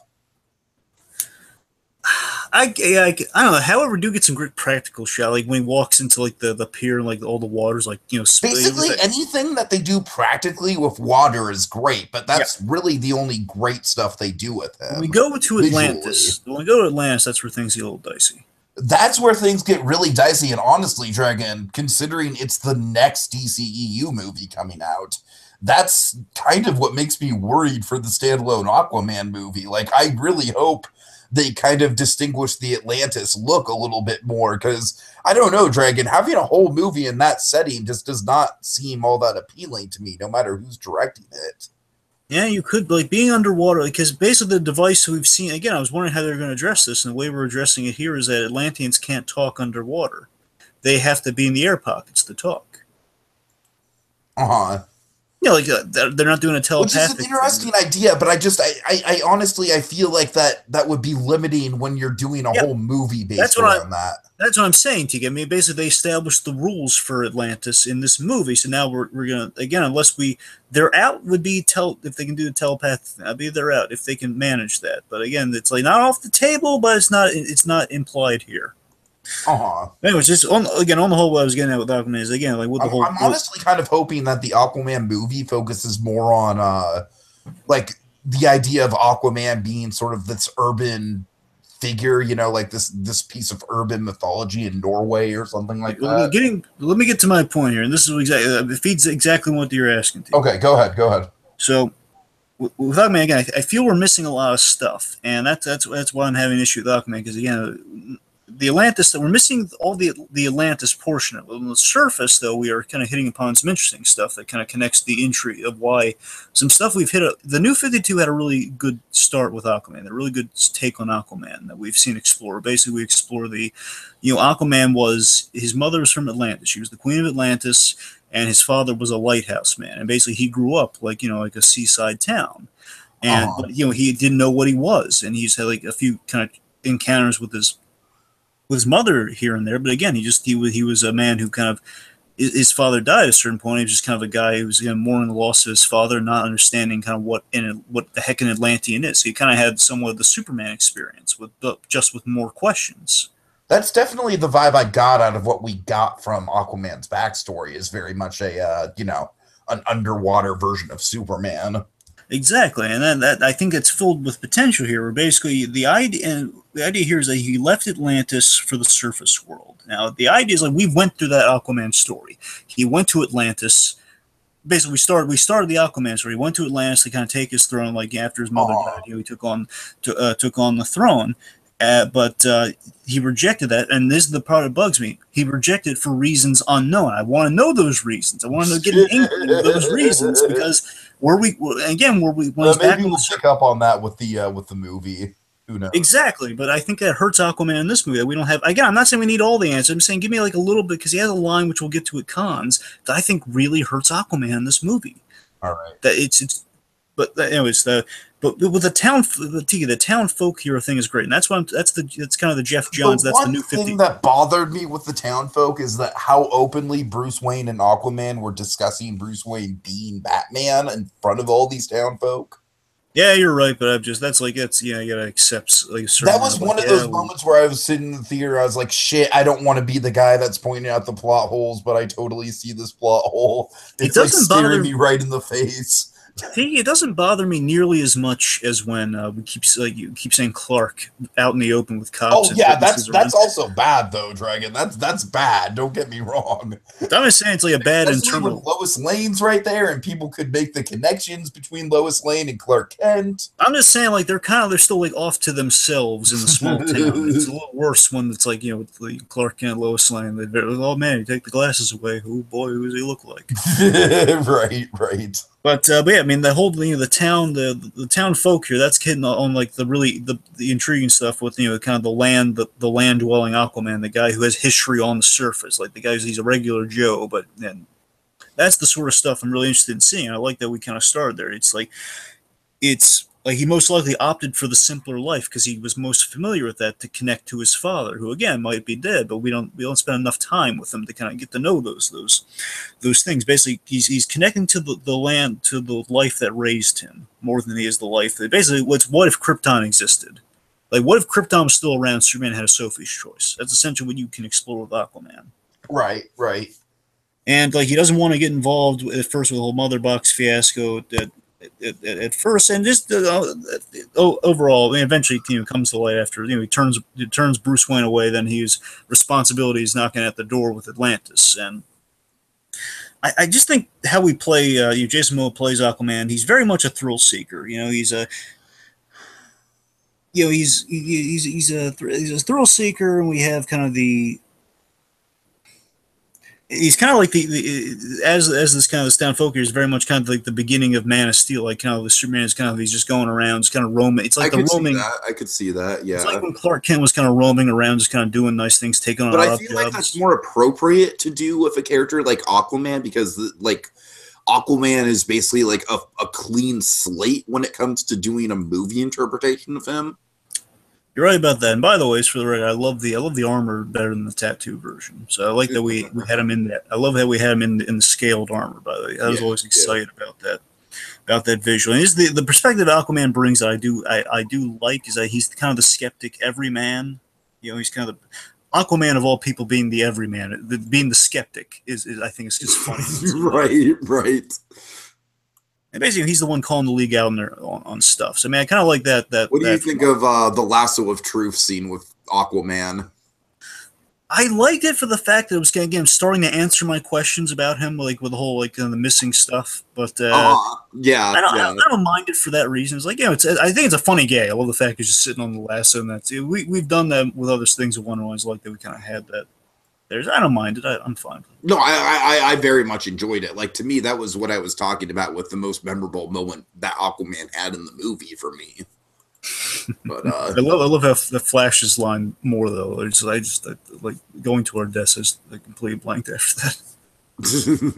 All right, so Mira, real quick. So again, Mira just she plays into my issue is that again they have history, which is good. I had no idea who this chick was, and I did not really care. That was probably the big issue.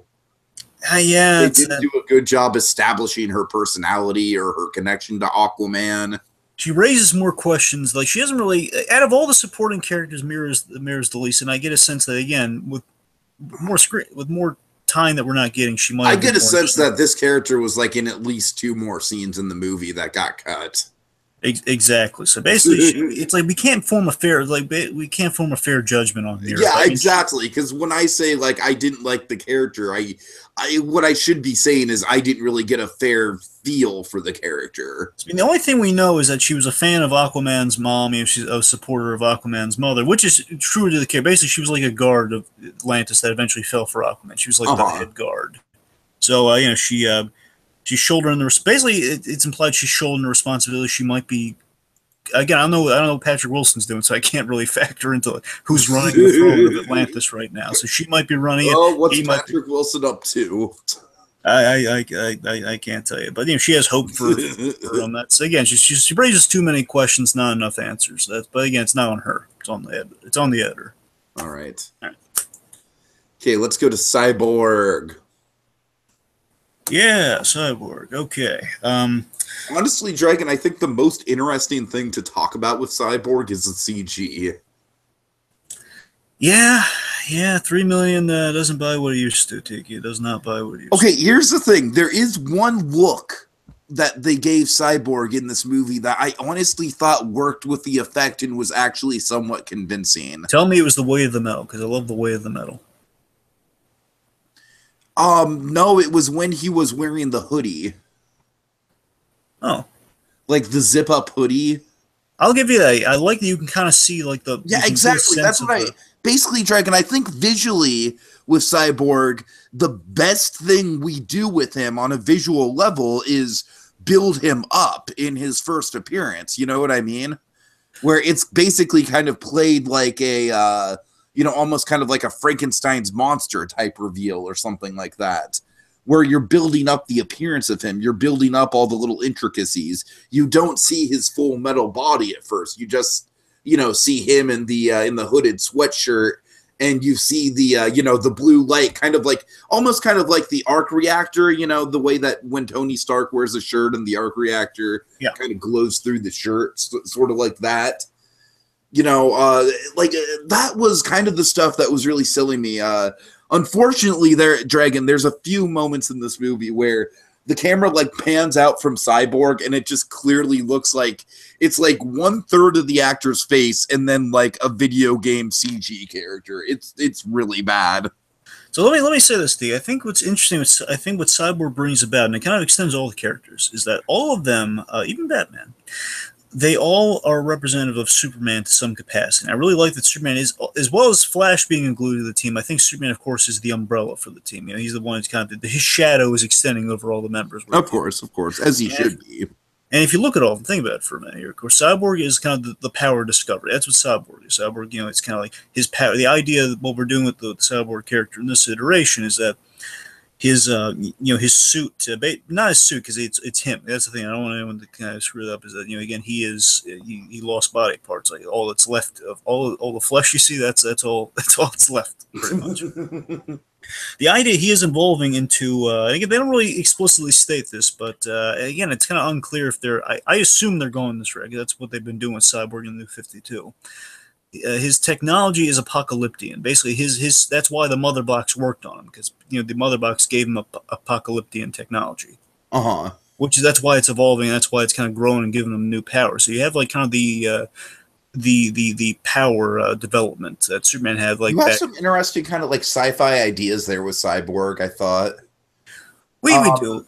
It's weird because I feel like with Cyborg, the writers were inherently aware that he's a popular character on Teen Titans and also the show that shall not be named. But I feel like they tried to very much steer away from that interpretation of the character. Much in the same way that they very much tried to steer away from the stereotypical, like, goofy interpretation of Aquaman. You know what I mean? Yeah. Where Cyborg in this version, he's almost kind of like even more like Dr. Manhattan. Where he's sort of losing his humanity in a way, and that's his struggle through the movie is he's trying to come to grips with the fact that he's basically a machine and that he's not really human at this point, and there's things going on. Dragon, I do like the idea. I really do. I think it's a fascinating kind of sci-fi idea. The whole like I just had all this. I have a language in my head that I don't understand, that I don't even know what it is. I don't know. I thought there was some really interesting ideas there. They didn't really pay off into a grand whole. It's interesting, Tiki. I'm sure this again. I know Cyborg. I think Cyborg and Aquaman probably get the brunt of the cutting on the floor. If I would be honest, because Cyborg. Well, I also just think inherently from a plot point of view, they have the least to do as well. Sure, right about that too. But I'm saying like there was in the marketing. Remember, there was that one shot of Cyborg where basically had the faceplate come up, and a lot of us just assumed, okay, it's when he's going high into the atmosphere. What if that was a I'm speculating, bear in mind. What if that was like a whole, like, oh god, the suit's taking over my, oh god, like the last part of me, the face is covered, oh god. Right. That'd be horrifying, though. I mean, imagine that. Yeah. But again, like I love that we connect Superman to all these characters. You have the Krypton with Aquaman. You got kind of the powers with the developing Smallville years with the powers with Cyborg. You have just the. Of course, the iconography of Wonder Woman. You had the guy building the team with Batman, as Superman usually would, and of course with Flash, you have kind of the almost godlike powers and the optimism as well with Flash. Mainly the optimism. I was looking for optimism. Yeah, that's optimism. Yes. Instead of the whole godlike, but it's kind of there anyway. So yeah, I mean, of course, Cyborg also is most reluctant to join a team. I do like the dynamic he has with Wonder Woman. Oh, I mean, I actually think Cyborg works off, with Wonder Woman quite well. And with Flash. It works great with Flash, too, because they have the grave digging kind of camaraderie. Right. And like I said, I like kind of like the breaking the barriers between the jock and the nerd. Yeah, and also with basically Cyborg's arc, I guess, just he's kind of realizing he has useful skills, because again, he's kind of getting them out of jams with this technological kind of interconnectivity. Mm-hmm. And of course, he does connect to the story in a big way. Say what you will about Cyborg, he connects the story in that, of course, as we saw in Batman v Superman, the Mother Box. His father unearthed the Mother Box, and that's the last one that's on Earth. So he's a third of the movie's plot to an extent. So he is, and of course, without Cyborg, Superman doesn't come back. So he's important. That's very true. And Tiki, the frustrating thing to me about that, and this is it's basically going into this movie, Cyborg was never a classic member of the Justice League. That's not a surprise to many people. Cyborg was the new 52 edition that's just we've been afraid to deviate from. Because Cyborg famously, of course, is a Teen Titan. He's a great character. He's interesting. I'm not taking like that image of him in the hoodie is famous from the comics. Like a guy trying to fight the fact that he is more machine than man. Yeah, and I honestly, like I said, I thought that really shone through in his first scene. I just wish they would have gone more with the whole man or machine idea. And honestly, Tiki, if I were to be honest, I feel that I feel that element of it though connects to my problem I've kind of had with Cyborg on the Justice League is I just in the this movie, but just kind of broadly with how I feel with Cyborg on the Justice League. So he just feels out of place. It just feels like Cyborg's a great character in his own right. He doesn't need to be part of a team. We don't have to, I we hear don't you. need to keep forcing him into the Justice League. He's interesting on his own. If not, bring him back in Teen Titans. Give him his own book. He's fine. Just let him do his own thing. There are layers to the guy. If you guys want to tell stories with him, that's fine. Just don't force him in our faces. Let us find him naturally. Yep.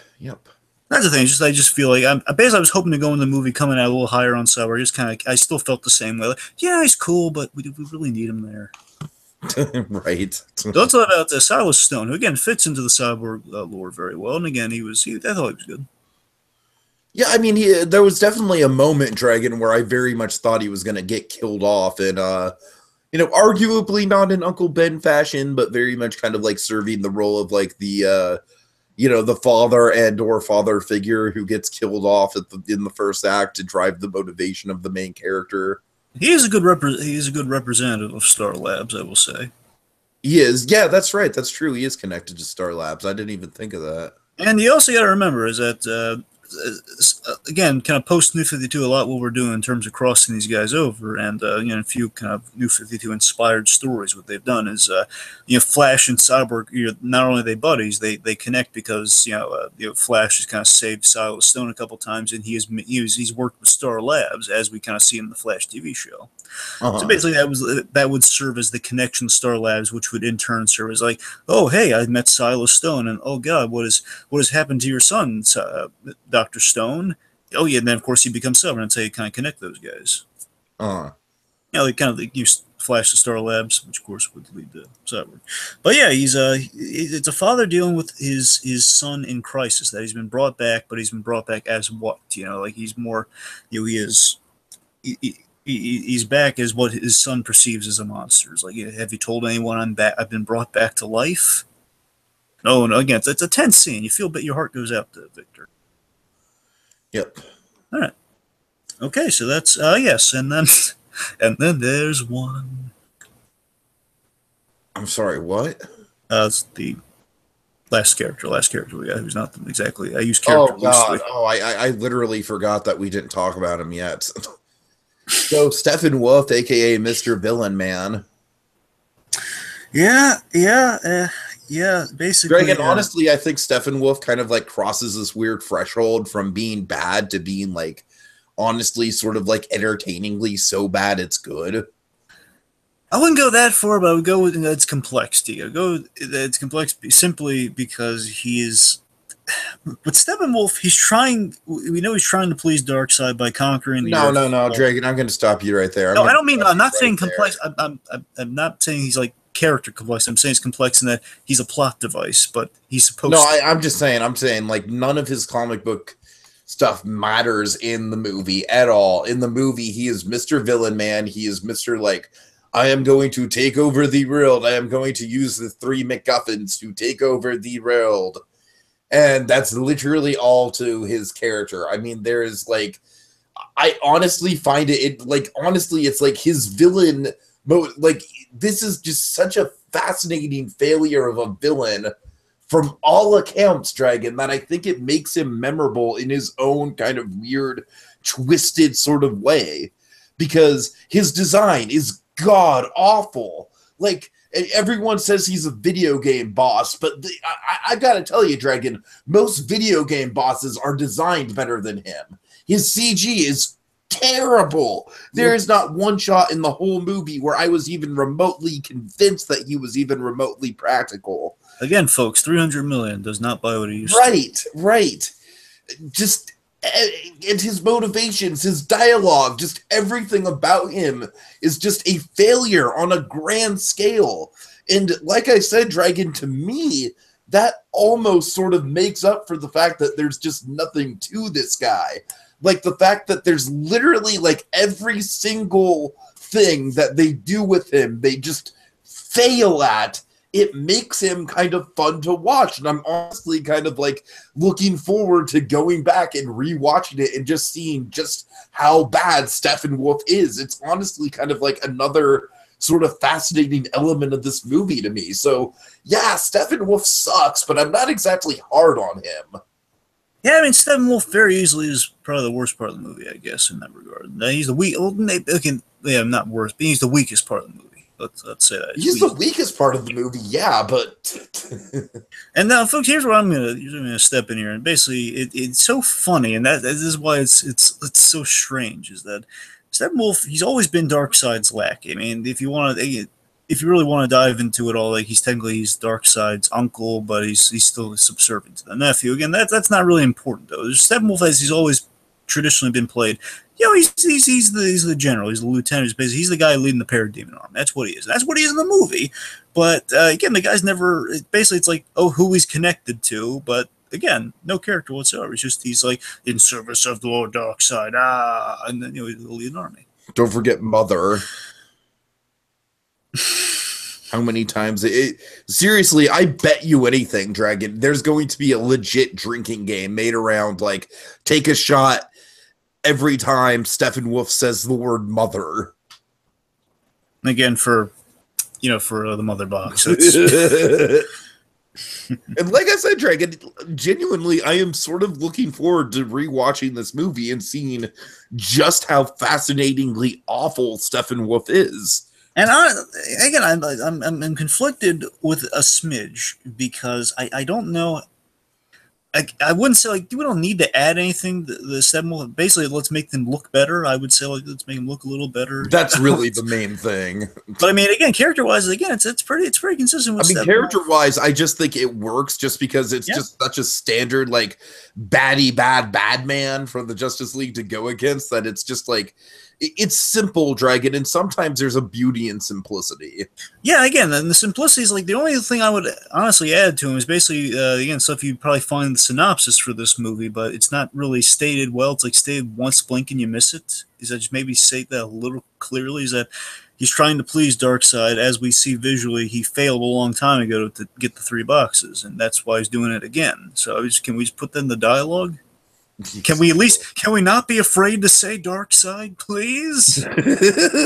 That's all I'm asking. The reason they're afraid to say Darkseid is just because they're afraid of the state of the whole universe.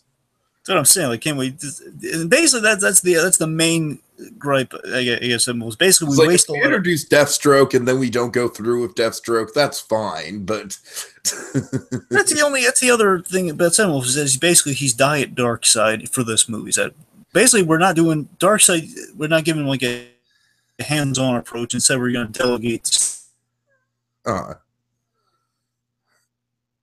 You there? Hello, Dragon. Oh boy. All right, folks. Well, we're actually running pretty short on time. Dragon, you there?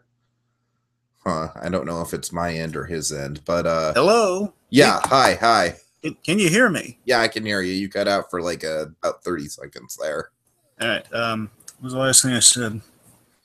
I don't know, but we're running short on time, man. Sure. All right. Yeah. So, it's again, parademons. They smell fear, and their weakness is sirens. With the one thing I want to point out about that is that sirens, hey, the call of justice is their weakness. God. That's it's kind of vaguely clever, I guess. It's like it's kind of nice, Anyway. Okay, so Dragon, do we have to do pros and cons? Well, I mean, honestly, like, can we just put it into bullet points, like, really quick? Because I'm just like. I just want to keep it moving. I want to. Pros will go by fast, and cons. I mean, cons are kind of. Okay, so pros, just really good. I'd say casting all around is very solid. I think the team dynamic works pretty well. I think there's good moments of heroics, Dragon. As you said, you're always a big advocate for seeing heroes save people, and I think this movie displays that quite well. I think it's very much kind of making up for some of the mistakes of Batman versus Superman. It's a nice step in the right direction. And yeah, that's about all I can say for pros, honestly. Now, let me fire through. Okay. Okay, so I love how we're capturing the different styles of each character. I love how we kind of have like a different flavor for each character. It's not all just kind of under the same banner there. Speaking of which, I love the set design, especially of my favorite set design, Gotham's rooftops. I think they look fantastic. That's a Snyder quality right there. Those rooftops look flawless. I mean, you got to admit that bat signal just looked just godly. Yes, yes, yes. Oh, good. We use Superman so well.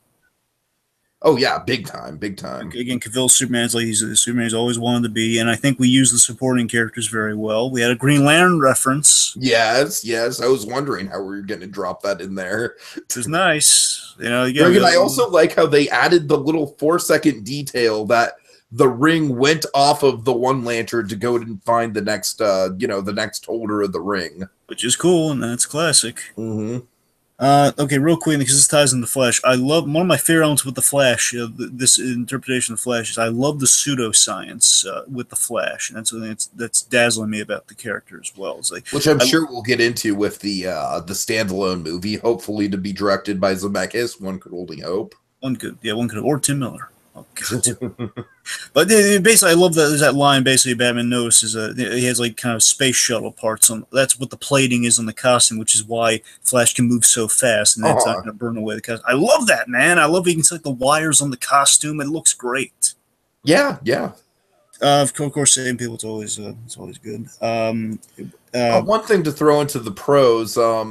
I think the Elfman score isn't really great, but I do really like the renditions of the Superman and Batman themes throughout the movie. Sure, so like the reprisals of established themes are fine. However, like this will bridge us in the cons. That I'm gonna say this in the middle, in the fine line in the middle. I'm a little underwhelmed by Elfman. He didn't do a bad job. I was expecting more like single themes or like I don't know. I was expecting it to pop a little bit more than it did. That's what I'm saying. Like I was expecting, like Hans Zimmer, every theme stood. I was kind of expecting like that, but with the Elfman flair. But Elfman's just kind of going by, like okay, little fun moments here and there. Okay, so cons. Let's try to keep it to the main. Boy. Okay. Steppenwolf, of course, big con. Again, I'd say it's pretty obvious that this movie is basically two directors, like one in post-production, one in pre-production. Yeah. I'm not a big fan of, like I said, Dragon, I'm not a big fan of some of the Batman jokes, specifically the whole, like, oh, I'm definitely bleeding somewhere. Yeah, that's what I'm saying. That feels, again, that's yeah, I'm glad we're on the same page with stuff like that. That connects. I just umbrella it under the whole "do you bleed" because it leads to that, like the whole. Yeah, that's true. You're right. I didn't. That's why. About that. That's why I don't care for that one. Just the whole thing. It just feels like I don't like. Damn. Okay, you know what? I kind of have to revert that con now because you're right. It does kind of tie into the "do you bleed" thing. Damn. Like for me, it just feels like I'm not crazy about how many shots we're taking at Batman with bits like that. I don't mind like kind of like addressing things with Batman. It's like literally, it just feels like a punctuated gag. It's Whedon's the whole Whedon's humor with Affleck's performance just feels a little off in the movie. I could see that just rubbing Affleck the wrong way behind the scenes as well. Yeah, that's the thing. It just feels like it's a mixture that isn't melding as well as it has. It just again, that's just the whole post production thing of all, possibly due to reshoots. But again, yeah. So I would say Act 1 kind of it doesn't get off to the best pace. Like the first couple scenes are good, like Batman on the rooftop and everything, but it takes a while for everything to come together. I think once the team is formed, then the movie is just a roller coaster ride from that point. You know what I mean? It's just like, all right, let's strap in and have a good time. But it takes a while to get everything established. Of course, broadly, just the marketing and all the edits. That's a problem. Yeah, I mean, I don't think the editing in this movie is nearly as choppy as something like Suicide Squad. You're right about that. And again, they warn people going into it. Guys, we took some stuff away. That's the thing, Dragon. That's the thing, kind of like in terms of like to kind of make this a positivity sandwich. Like I really do think, in spite of like all the challenges that they were faced with, this movie it didn't turn out terrible. I don't know, like some people think it's terrible, so who knows? Like I said, it's weird talking about this movie. Well, I'm just saying the reason they really bring up the ads is because we cut out a lot of famous people's cameos. Again, like Willem Dafoe's, we got Willem Dafoe is gone. We have other characters. Yeah, Iris West is in it. That's the main thing that sticks out with the edits for me. It's like we cut out a lot of people's roles. All right. Cons. What? Cons. Yeah, no, I'm still going with cons. Go ahead. So again, the line that really hurts Aquaman for me in this movie, again, it's not an edit thing, but it's a line that he has that it really hurts the fact we don't know more about this guy. That Aquaman seems like he just gave up on Atlantis, where he says like the way Jason Momoa performs this line, the way he kind of conveys this line, it's like a one-liner, so we can't follow up on this at all. It just says, it basically says like. Yo, I didn't like the throne. They were giving me orders and stuff, so I left it. So basically, sounds very kind of surfer-esque. It sounds very like, hey, I didn't like being king, so I left. You know who that kind of reminds me of a little bit, Dragon? Ooh. Oh, a little Iron Fist, perhaps. Oh, come on. I'm not saying it's better. I'm just saying, it's different. All right. Anyways, so Dragon, let's keep up the pace here, man. I'm just saying, you see what I'm saying, there, right? I think. I do see what you're saying, but we need to keep going. All right. I'm trying to think if there's anything big here. Oh yeah, the way to bring Superman back is a hard sell. It's pretty convoluted. Yeah, it's like, hey guys, what if we did this one thing and this one other thing and then this third thing? The main reason it's a hard sell is because basically, as they address in that conversation, it's like, hey, we're going to do the same thing we did to bring Zod back, which turned into Doomsday. We're going to do it again, but better. Right. That's the hard sell of it all there, folks. Not like the execution, like the whole Flash helps out. That's not bad. It's just like, again, like, we're doing it again. We're still doing the chaos filter in the third acts. At least this time it felt the most natural, but still we're doing that chaos filter. It's like, hey, look, it's instead of being all dark and black and dingy, it's gonna be all red and light and fluffy. Mm-hmm. Again, we're throwing the secret identity names around, of course, as we already addressed it. Like again, Superman's name, people can connect the dots. And why wouldn't Lois be Plan A? Why wouldn't we just have Lois instead of like? To be fair, it's a nitpick, but I'm just it's. Yeah, I'd say. I mean, to be fair, like Lois was right there. Like they had her ready to go. You know what I mean? Yeah, I really just kind of like feeling a little pigeonholed in the role. Kind of came. At least that's how it came across. I don't know if he actually felt that way or not. Just, anyway. So I definitely felt that way. Yeah, and of course the whole dark. We kind of blew the dark side load stuff. Basically, we did half the dark side stuff we were supposed to do with Steppenwolf, which just feels kind of like a waste. But all right, okay. So Dragon, I'm kind of stressing out about. Oh, that's all. It's all counts. So moments, I guess. Yeah. Okay. Well, yeah, we're going on like longer than I should, but so moments, I guess, with me. I love the fight with Superman. I feel like that was like the most organically like, all right, this is a comic book movie. You know what I mean? Like this is an event. Like Superman's back and he's pissed and he's kind of like a dark Superman. And of course, Dragon, you gotta love the moment with the Flash. He's running around. He's just like, I'm just gonna run really fast and push this guy. Except like, oh no! And Dragon, I love the way that Ezra Miller plays this moment. Where he's just like he just has like the most horrified expression on his face when he sees Superman following him. That's great. And just overall, I just thought the dynamics with all the Justice League with Superman in that scene were just great. Like it was just a really fun sort of like superhero action scene to just bring. It brought the levity, it brought the action. It was just really well done.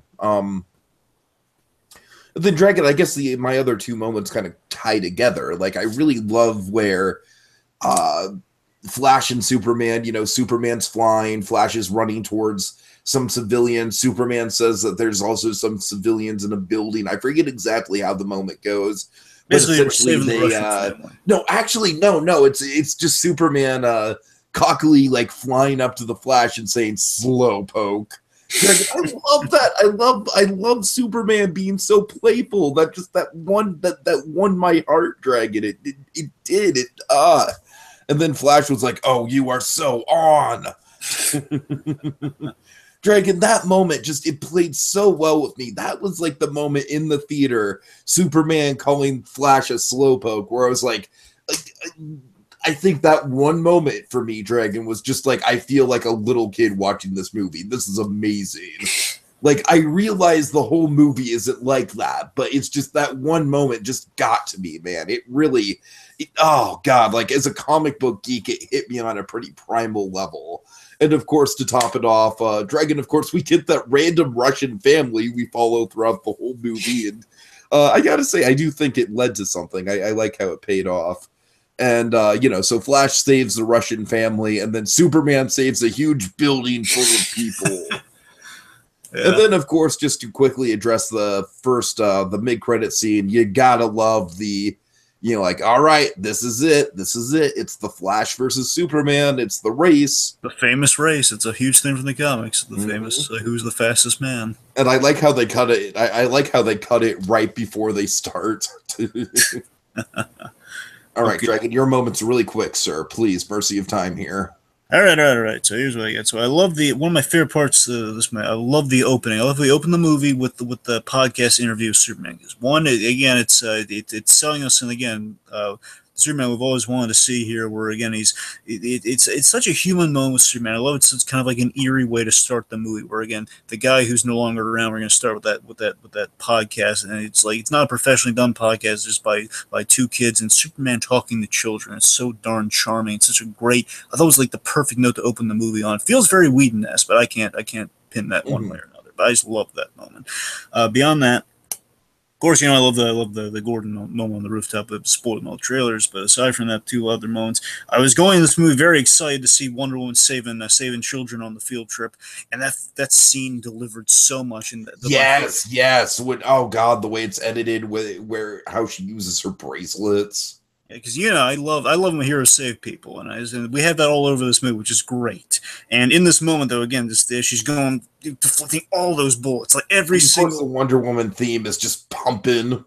It lived up to my hype and my expectation in that scene, what that was going to be, and it was so great. And Lastly, again, it's such a simple moment, but this is like Affleck, just probably the best Affleck moment in the movie for me. Best Affleck moment, very Affleck. Dragon, this moment kind of gives me chills just thinking about it. Honestly, I will say this is probably my favorite moment. This makes me want Affleck. I don't want to take it away from you as your favorite moment because I know, like, as soon as I saw it, I was like, "Oh, Dragon's absolutely gonna eat this up." But go ahead. This is a moment that makes me want Flashpoint so bad now after a scene like this. Basically, again, it gives me faith. And again, if he's looking for an exit, this is the way to do it with Flashpoint, because these two characters have great chemistry, the mentorship going on there. But again, the way this scene plays, it feels just so genuine. Where basically, Flash is very nervous. This is where we get the whole I just push people really fast. I'm not a fighter. I can't do this. I'm afraid of bugs. And basically, again, and Batman in this scene, he's looking. He's looking at him. I love he's kind of distracted. He's focusing on okay, we got to fight the bad guy, save the hostages. But at this simple moment, he sees, I'm going to mentor this kid. I'm going to help him out. I'm going to give him the heroic bug right here. I'm going to give him the heroic virus, where he basically I love how nice he is to Barry Allen throughout the whole movie. By the way, but I love this moment most, where he just looks at him and he says, "Save just one person. Won't you go in there?" He says, "Wait, what?" Just go in there, save one person. Get in, get out. Don't fight anyone. Just save a person, get out. But then what? You'll know. Just when he says you'll know, because he knows from 20 years of fighting crime in Gotham, he knows you saving a person. It's like everything I love about Batman. Again, how he saves people, just kind of exposited in like that one simple line, kind of encouraging heroism. In Flash, it's such a magical moment with those characters. And that's what I'm saying, Dragon. Like, to me, when this movie falters, it falters pretty hard. Like, Steppenwolf is a laughably bad villain. Yeah. But when it gets things right, my God, it gets it right. Yes. I mean, that is why this movie is such a mixed bag. It's such a weird enigma for me. Okay, so Dragon, I guess really quick, just very, very brief spec on the future of the universe.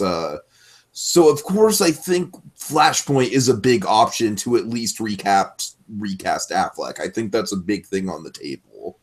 See, Affleck, all Affleck has kind of said at this point is that he has confirmed that he's not going to do it forever. He's looking for an out, but he won't he's not going to quit the role cold turkey. He's looking for kind of a great kind of last goodbye with the character to do. That Flashpoint would make the most sense because you have that great moment at the end of Flashpoint with Barry, with Barry and Bruce. Mhm. And of course, you would get Jeffrey Dean Morgan as as the Thomas Wayne Batman. It'd be a match made in heaven. You could do the kind of the Aquaman versus Wonder Woman stuff. There's a whole lot of stuff you could do with Flashpoint, and we've kind of set up a little, makes sense. And we could, a big thing we could do is we could introduce Reverse Flash possibly in that story.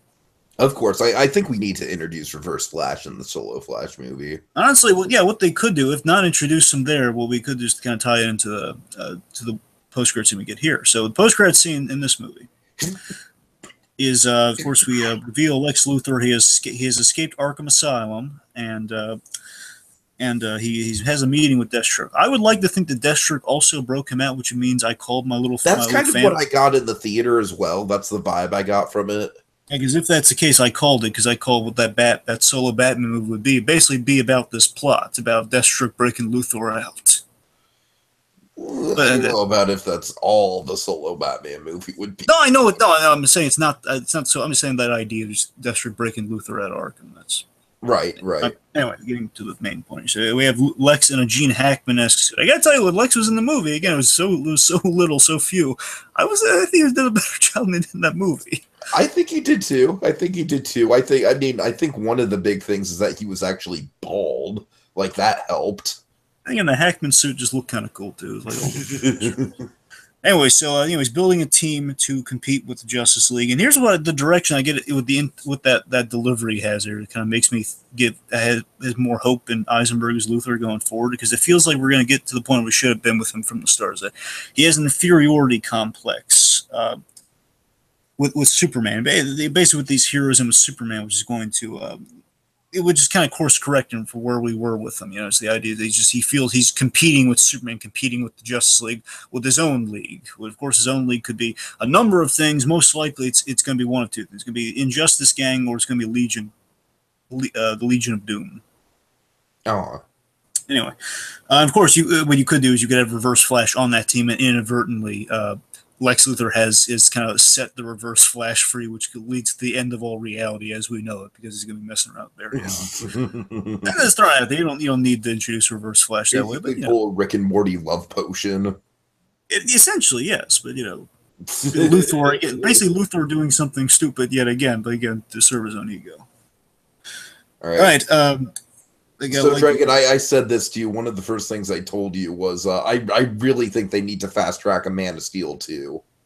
Well, they still can. Yeah, after seeing we're at a place with Superman now where this is the movie Superman we've been wanting to see, so he's primed and ready for it. And of course, the main go-to you can do. And of course, we have Luthor now, so Luthor's going to be like a main character. Well, we'd probably be doing again. We've been aching to see Brainiac, so Brainiac could probably, if I were a betting man, I'd say Brainiac would be the next force, and it would tie into the Fortress of Solitude, which is still in that base, by the way. Still have all tended up around the Fortress of Solitude, so we can still. I mean, we saw the robots are still active there, so there's that.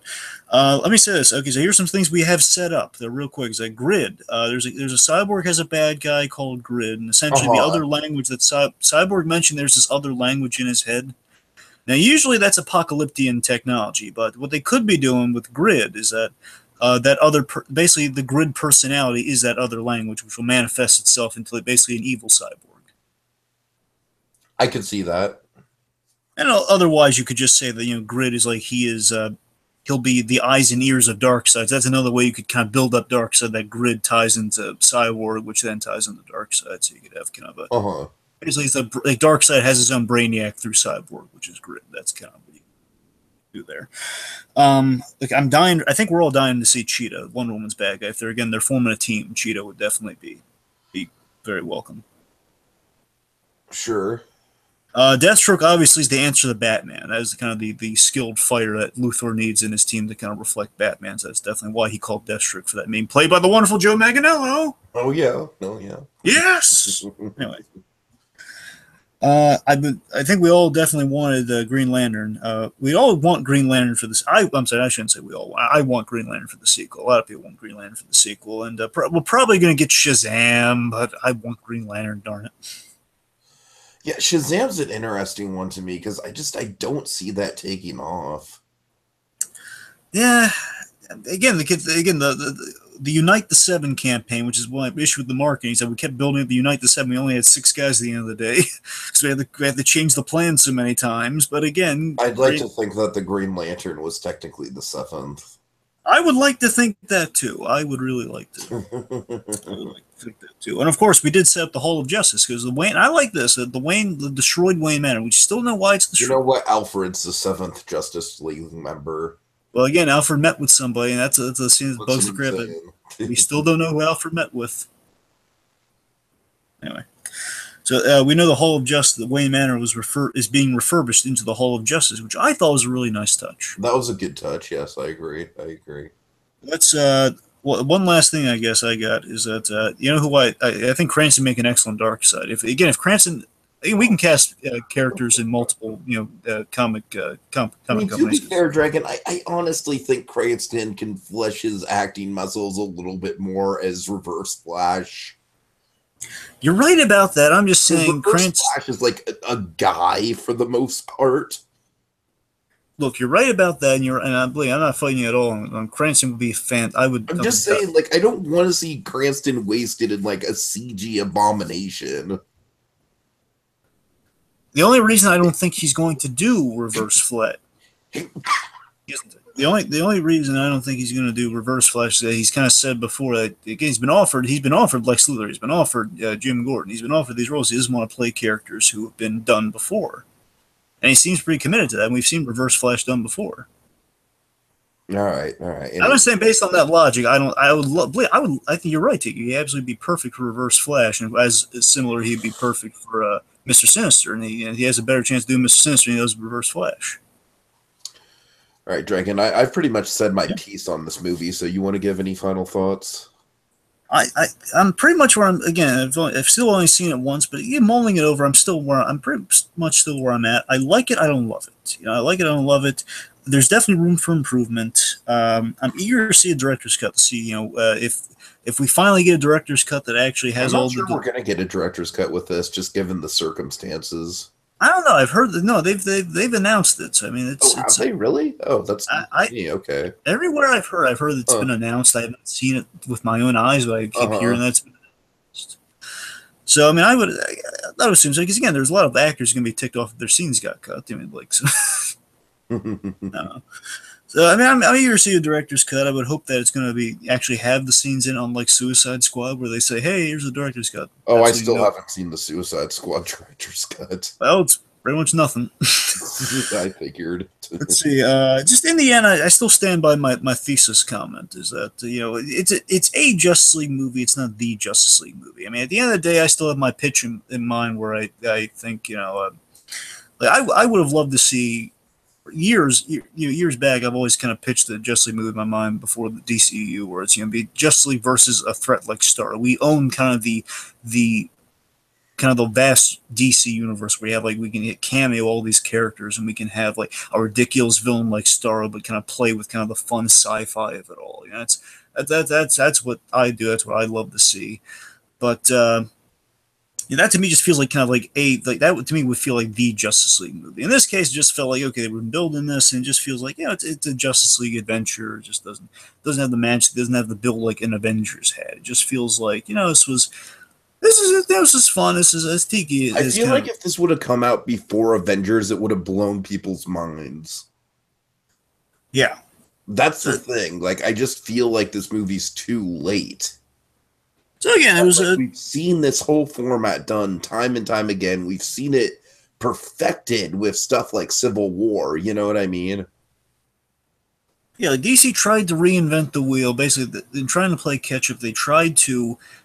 They tried to fast track in Avengers. Avengers, they took a couple more movies, and they kind of took their time with a little bit more, and they had like a grand plan. DC, the plan keeps changing, and just by the end, it's that they did kind of shave down the time to get to an Avengers cross, or get to a big team movie, but at what cost? And I think that kind of shows in the end result, in that it's not. Again, it's not bad, but it could be better, and it's very apparent that it could be better. It makes you want to see the better version, because it's possible, because of course we have Ezra Miller, we got Henry Cavill, we got all these these elements there we know could be more, and they're delivering. We're seeing the seeds there, and we just hope the future will be bright with these characters. We hope, we're hoping to see stuff develop. Yeah, I am, and I'm not expecting Affleck to stick around for much more than one more movie, maybe. But I think with everyone else, like I'd love to see Superman and the Flash, for example. Like I could honestly see Superman and the Flash getting sort of a standalone movie together, a la something like Thor Ragnarok. You know what I mean? Like a road trip buddy adventure or something like that. It's like I do think that even though the Batfleck thing is going on, that's definitely a point of contention. That is a roadblock. I think more importantly, Dragon, I don't know. Like as much as I'm charmed by this movie, I don't want to say I love this movie by any stretch, but I am charmed by it. Yeah, the opening weekend box office is pretty rough, Dragon, and I don't know. I think this is gonna have a hard time recouping its losses, and so the future of the DC universe is just like it's never been more foggy. So it's like with Marvel, we know Infinity War. We're never going to pay off Thanos. Marvel, they could pretty much do anything. If they had a movie of Doctor Strange selling, selling products on Home Shopping Network, we'd all watch it. It feels like Marvel, they have a blueprint, where in DC's case, it's very fluid. It's very much kind of fly by the seat of our pants. And again, at times it's a fun, like Marvel has a roadmap. DC, they're kind of driving and exploring the world along the way. They're going to find some great sites, but at the same time, they're kind of driving off to parts unknown, where again, the sky's the limit. It's like they're a pocket full of dreams. They're going like, let's see where the road takes us, and it could be scary, yep. Be good. You don't know. It's boundless potential. Alrighty then. Thanks for joining us, folks. The next couple movies we will be talking about will be under the Talking Mr. Banks banner, with Coco, and then of course Dragon, Star Wars, and it's less than a month, Dragon. It's less than a month away. I'm getting pretty stoked. And maybe if we're lucky, we'll also be talking about The Disaster Artist between now and then. Crossing my fingers for your sake, Dragon. All right. But in the meantime, folks, love it or hate it, I think Justice League, it exists. And I think it's not a total flop mess of a movie. So I think that's something. It's something. I'm trying to be optimistic here, people. All right. Have a good night, folks. I don't fight people. I just push people and then run away. Just save one.